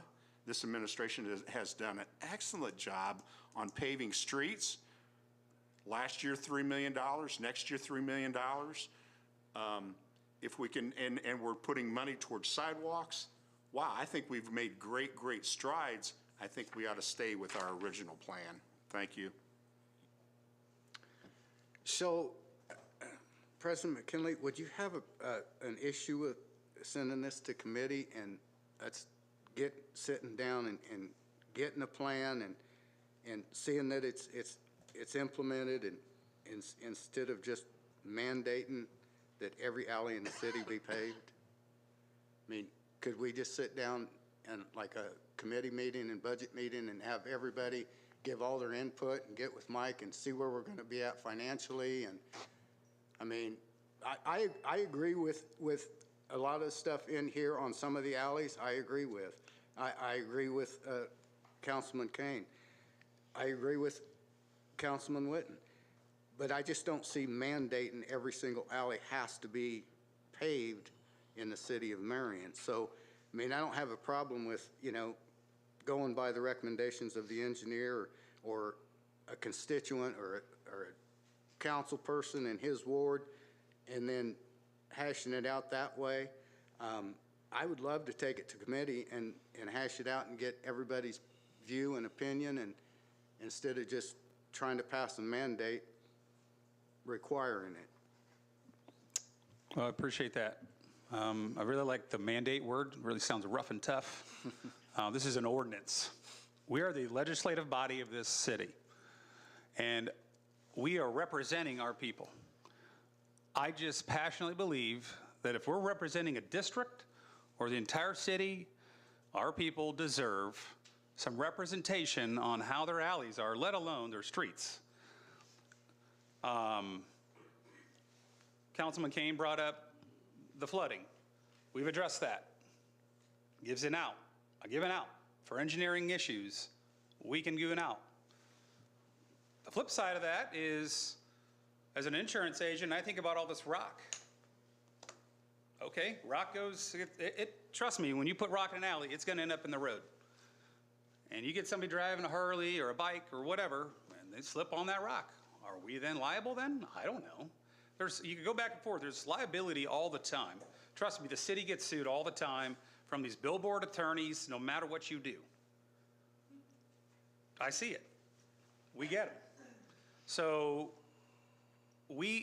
I feel that this was well worded to give an opportunity to adjust. And when it comes to exempting alleys, I keep hearing constantly, we're mandating all the alleys. Section 5, exemptions and variances. I've addressed this. Unsuitable for paving, it just needs approval by the city engineer, of course. He's the one that's going to bring it to us. And a resolution. Because if the city administration wants to tear up and replace 10 alleys and put rock in it in District 5, I think Councilman Witten should have a say in that.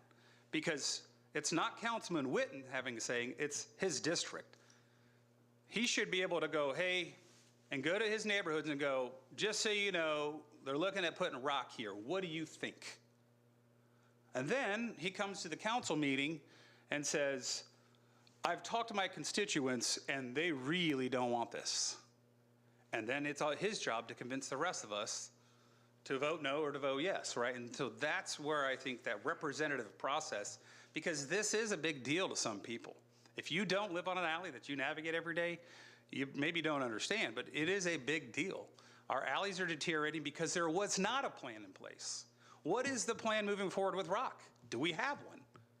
And I'm not putting it all on you, Mike. You're just doing what you're given, right?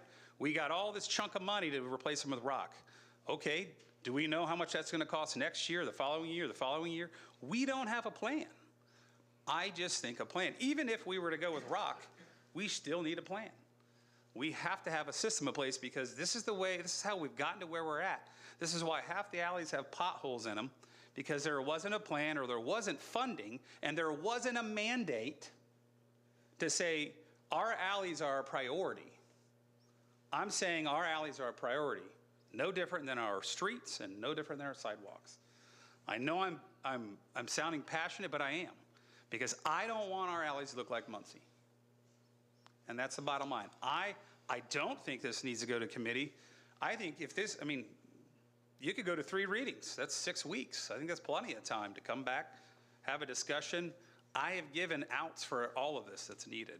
It gives Mike the opportunity to come to us and with one resolution and list as many alleys as you want. Hey, I've got this year, he can come to us in February. I don't care.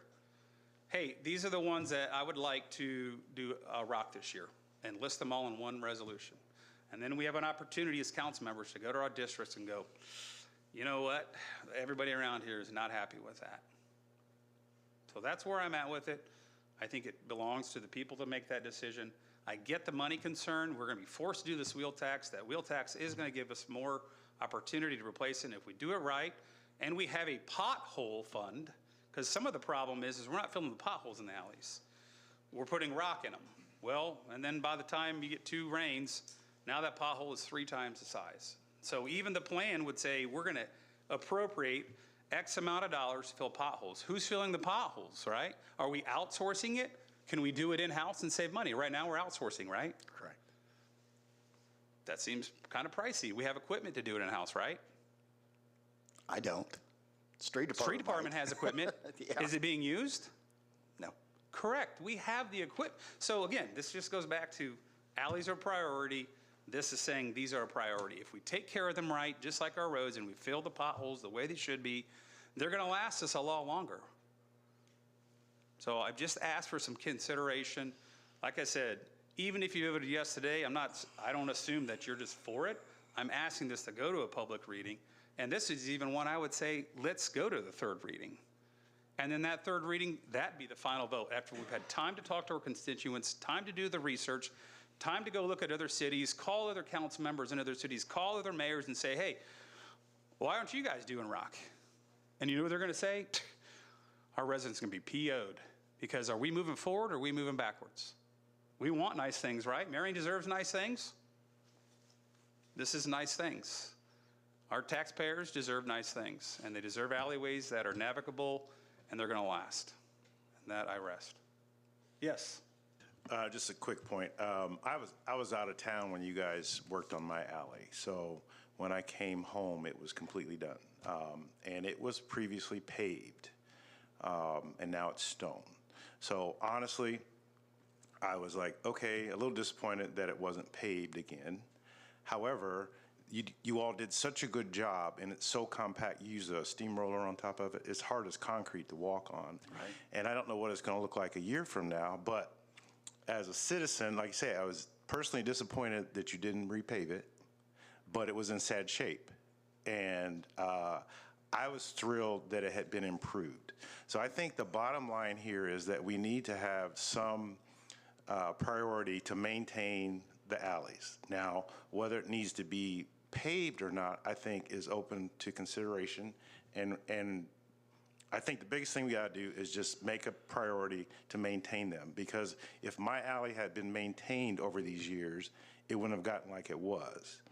And I think as part of the maintenance is just not the ground, but it is the overgrown stuff, because there are some volunteer trees in like an unimproved alley that I have that I'm going to go over with a chainsaw and cut them down, because I know what's going to happen if I don't. And I would like to have seen that done as part of the process, but I know you can't do everything. So I feel like this is something that we need to focus on, but I'm not sure I agree with them having to be paved. And again, if I had my choice, mine would have been paved, but it wasn't. So I was still thrilled that it was improved. So that's the way I feel. I have one last question. It was brought up about the encumbered money. So how much money do we have appropriated for rock, and how much money do we have in let's say contracts? How much money left do we have to spend in contract for rocks versus paving? So when the bid was bid, there was a stone item, there's an asphalt item. So it's up to me if I say we're going to do that one in asphalt. So when we originally did the 1.1, it's not black and white that says I've allocated $800,000 for stone and $300,000 for, because you just don't know until you start. I mean, but by the time that I finished Gary's and start moving there, the conditions always change. But bottom line is I still have roughly $550,000 for the remainder of the season, because that was my commitment to you folks, that we knew we wouldn't get it all done last year when we appropriated the money. We did do work throughout the winter when the conditions were favorable, and that I would do everything in my power to do what was requested of the administration. So I'm at $500,000. But you're saying there's no contract that says you have to keep doing rock? No. No. Thank you. That mean he'll get his $500,000 whether you do rock or whether you do asphalt. It's irrelevant to him. So he's going to get his money. I'm just trying to spread the dollars. Appreciate that. I just want clarity. Thanks. Yeah. Councilman King. I agree with Mr. Fordyce. I think this needs to be put in committee. What I would like to see is this held on first reading.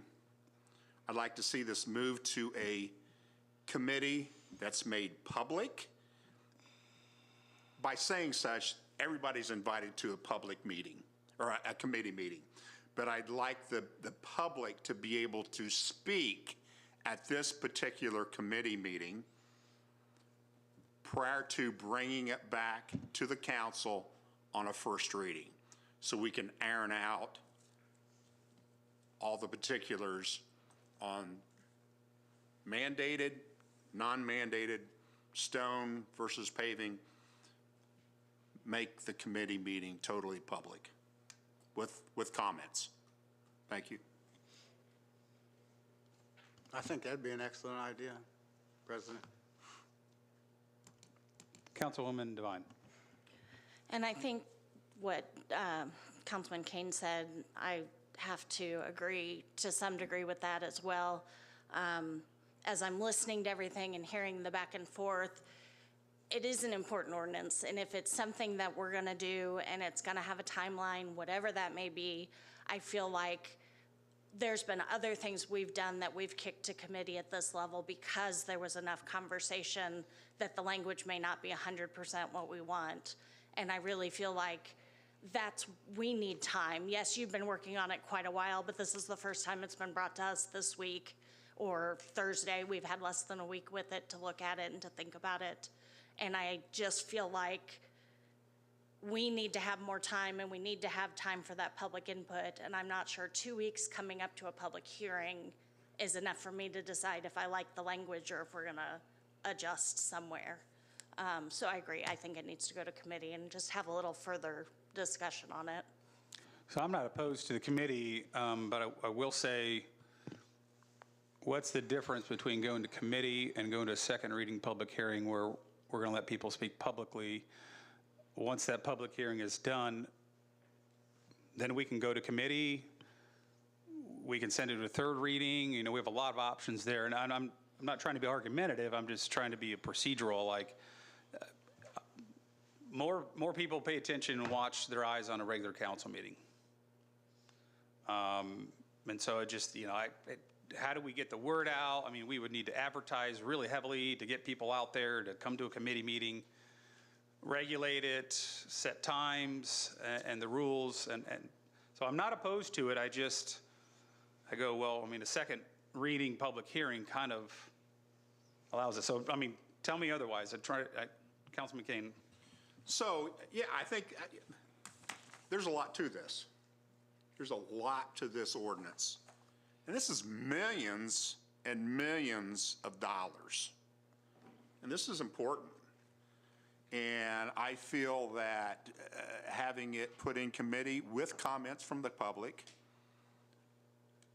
they may come up with some ideas that we haven't even thought of. So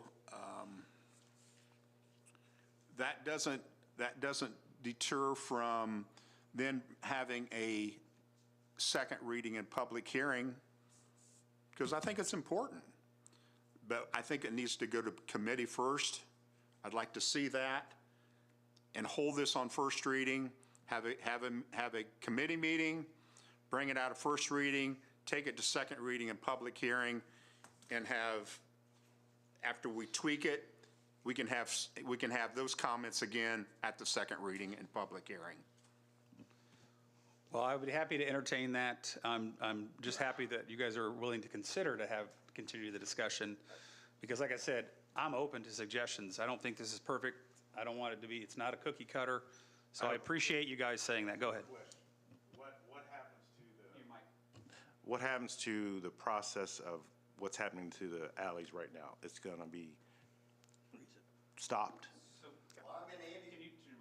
I'm sorry, I'm in Andy's ward, and he's already told you that his constituents are asking for asphalt. And in order for me to do that, I'm probably at $500,000.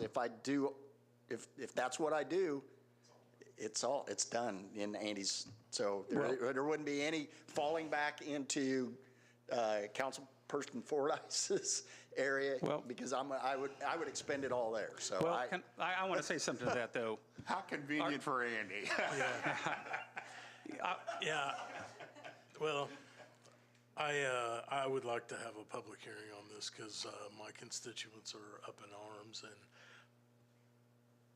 I think I would feel the same way Councilman Marshall did if I came home and pavement was gone and it was gravel. I would appreciate that some improvement was done, but at the same time, thinking about the dog days of August when it hasn't rained in 6 weeks and dust being everywhere, all over my patio furniture and my vehicles and everything, I'd probably be upset. So I understand both sides of it, and I think we need to spend the time to comb it out and get it right.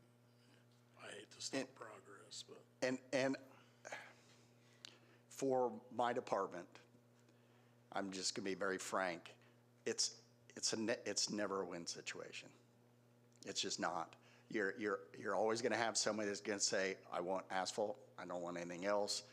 But we've already made a determination, and I certainly, I mean, I can take a lot of abuse, but I will not stand up here and get beat up for decisions that I believe that I made with balanced judgment. I have no ill will against anyone and any particular person in their wards. We made the decisions that we made, and yeah, I mean, I'm going to go back. I always try to look at it this way. I'm prepared to have disappointment, but I also got to look at in Council Fordyce's ward. I've not maybe heard of 2 people. The rest of the ward is fine. So I've got to, in my opinion, I've got to balance that out. So I'm up for going to second reading. I'm up for going to a committee meeting, but what I'm not up for is to be abused by anybody. So I'm just letting you know right now, I'm not going to be abused by anybody. And I'll have your back on that. I'm certainly not asking for that to happen. I concur. Mr. President, Go ahead.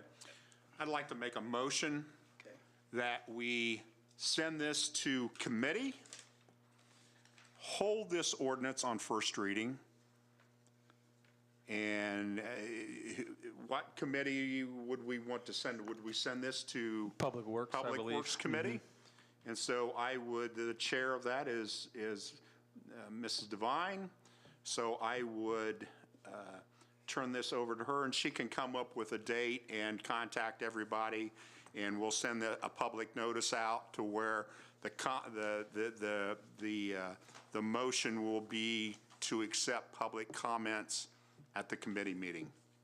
So a motion and a second by Vice President Fordyce. Any other discussion?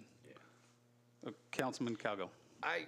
I'm not always a big person on have to go to committee for everything, but after hearing everything tonight, we held a meeting earlier tonight about one street that's about 4 blocks long, and we decided we needed to put it in a committee where the public could come and speak on it. And now we're talking about 460 alleys in the whole city and millions of dollars. Yeah, I'm in favor of that. Well, I must say, this is music to my ears. I'm so glad you guys are taking this seriously with me. So I know we got a motion, but one sec, because I want to address this. It's important about the pause. The assumption is, the way you said, is that we're just going systematically. My question was, well, how much of that left was going to be used for paving? And again, there was no determined set amount. It would, if I got into an area that I felt there was no reason, which is what I did in Council Fordyce's, I don't know how many we have, 6 maybe alleys that we didn't do because obviously we didn't have paving during the wintertime that we were going to fall back to. So if we're on a pause, I'm going to, as soon as the plant opens up, I'm going to fall back and finish that area with asphalt. Now, if once I'm done with that, if we're not done, I mean, it won't take very long to do those, but if we're not done with the public, I still want to, I want to hear those comments again, but I mean, there is no set amount other than the complete dollar amount. And then the last thing, is there a penalty for putting on pause? Are we getting charged? Well, we're really not putting it on pause. If you're just going to go do the microphone. Yeah, I put it on pause for this last week. We were ready to continue in Councilman Witten's ward, but because we started getting some feedback and the ordinance was brought up, we paused it. So it's been paused for a little over a week. My opinion at this point is to take it off of pause, go back to an area that I've already done. And like I said, it won't take very long to do those areas. So I'll kind of be back in where I'll be moving down to that ward at that point. So You're talking about finishing the paved ones that you were going to do? Correct. Okay. Yes. That's where I was going. Yes. I would say now is a good time if you were going to do some paving to do that. And again, the paving doesn't, the plants don't open up until April 15th. So it's still a couple weeks away before I can even do any actual paving, so. All right, thanks. But that goes back to my statement earlier. That there are some of them that can't be gravelled, and that's what he's talking about. A lot of them, like on 6th Street, 7th Street, 5th Street, alleys and stuff like that, the incline is so great that he has to pave them because it won't hold rock. Yeah, we understand that. Yeah, so, We get it. and that's why in my area, they didn't do 5 or 6 alleys because the incline. Sure. And the contractor just knew that it's not going to hold stone. Yep. So- Okay. So we have the motion on the floor for send it to Public Works Committee. Madam Clerk, roll call. Kane, Aye. Marshall, Aye. Fordyce, Aye. Brunner, Devine, Yes. Witten, Yes. Cowgill, Aye. McKinley. Yes, so that one will go to committee. Thank you for the spirited debates and information. I think we're going to get this right, hopefully. Moving on to the last general ordinance, 9-2025, an ordinance for political signs, first hearing. An ordinance addressing political signs. This ordinance is to amend an existing ordinance to allow for political signs to be placed in city right-of-way property without obstructing vehicular traffic visibility. The current ordinance does not allow signs to be placed in the right-of-way property located in front of someone's property. Speaking, Council President Nick McKinley. I'm sorry, guys. 3 at once. This one I think is going to be a little easier, hopefully. Essentially, my motivation for this was there's so many people in the densely urban area that I live that really don't have a front yard, and the only grass they have is between the sidewalk into the right-of-way, or the right-of-way is a little deeper.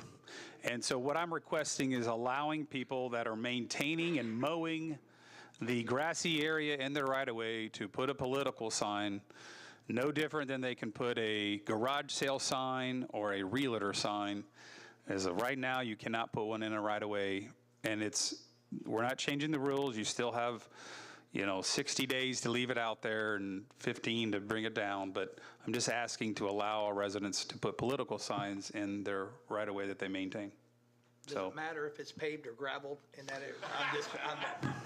Go ahead, dude, I'm sorry. It's got to be an approved zone. Oh, And you I guys are killing me. And I assume that it still has to have the property owner's right. We can't just randomly put signs in the right-of-way in front of other people's houses. Yeah, I mean, that's not changing. Yeah, I mean, if someone puts something in my right-of-way, then it's gone. So I have that right to do that because I'm maintaining and it's my area. But I know this has been an issue. The reason I brought it up because I've heard it become an issue. It's been talked about in previous elections, and I'm just trying to put it to rest. This does detail out about how you can't have it within a certain number of feet from an intersection. You can't have it blocking and creating a vehicular traffic nightmare. So there's still some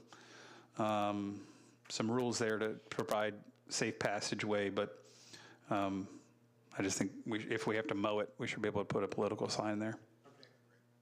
Any other questions? I got one question. I got to do this. So you're talking between the sidewalk and the curb. Isn't that city property? It's right of use, it's right of way, Which is city property. Yeah, and we're required to maintain it. Because the legislative body says so. I understand. Yeah, I know, I'm just saying. I'm just saying. I'm just saying if we're required to take care of it, I should be able to put a campaign sign out there. But I'm glad you brought that up. It is city property. Yes. So you're just amending it. That's fine. I don't. Yep. That's the only question I have. That's it. Yes, Councilman If you're Kane. ready for a motion? I am. Mr. Chairman, I move that we pass General Ordinance Number 9, 2025 to second reading and public hearing. Motion by Councilman Kane, second by Councilman Cowgill. Any other discussion? Madam Clerk, roll call. Kane, Aye. Marshall, Aye. Fordyce, Aye. Brunner, Devine, Yes. Witten, Yes. Cowgill, Aye. McKinley. Yes. General Ordinance 9-2025 going to second reading public hearing at the next meeting Two quick announcements again. Citywide cleanup April 12th, District 1. Please go to the city website or get on the My Marion app for more details on that. Also, exciting splash pad groundbreaking is April 21st at noon down there by the old Girl Scout cabin, Nebraska, and there's like 5 intersections there. What's that? Spencer, that whole area down there. So would love to see everyone down there for that splash pad groundbreaking because Marion deserves nice things. Any other announcements? I'll take a motion to adjourn. Motion to adjourn. Second. Motion by Vice President Fordyce, second by Councilman Kane. Any discussion? Great. Madam Clerk, roll call. Kane. Aye. Marshall. Aye. Fordyce. Aye. Brunner. Devine. Yes. Witten. Yes. Cowgill. McKinley. Yes, motion approved. We are adjourned.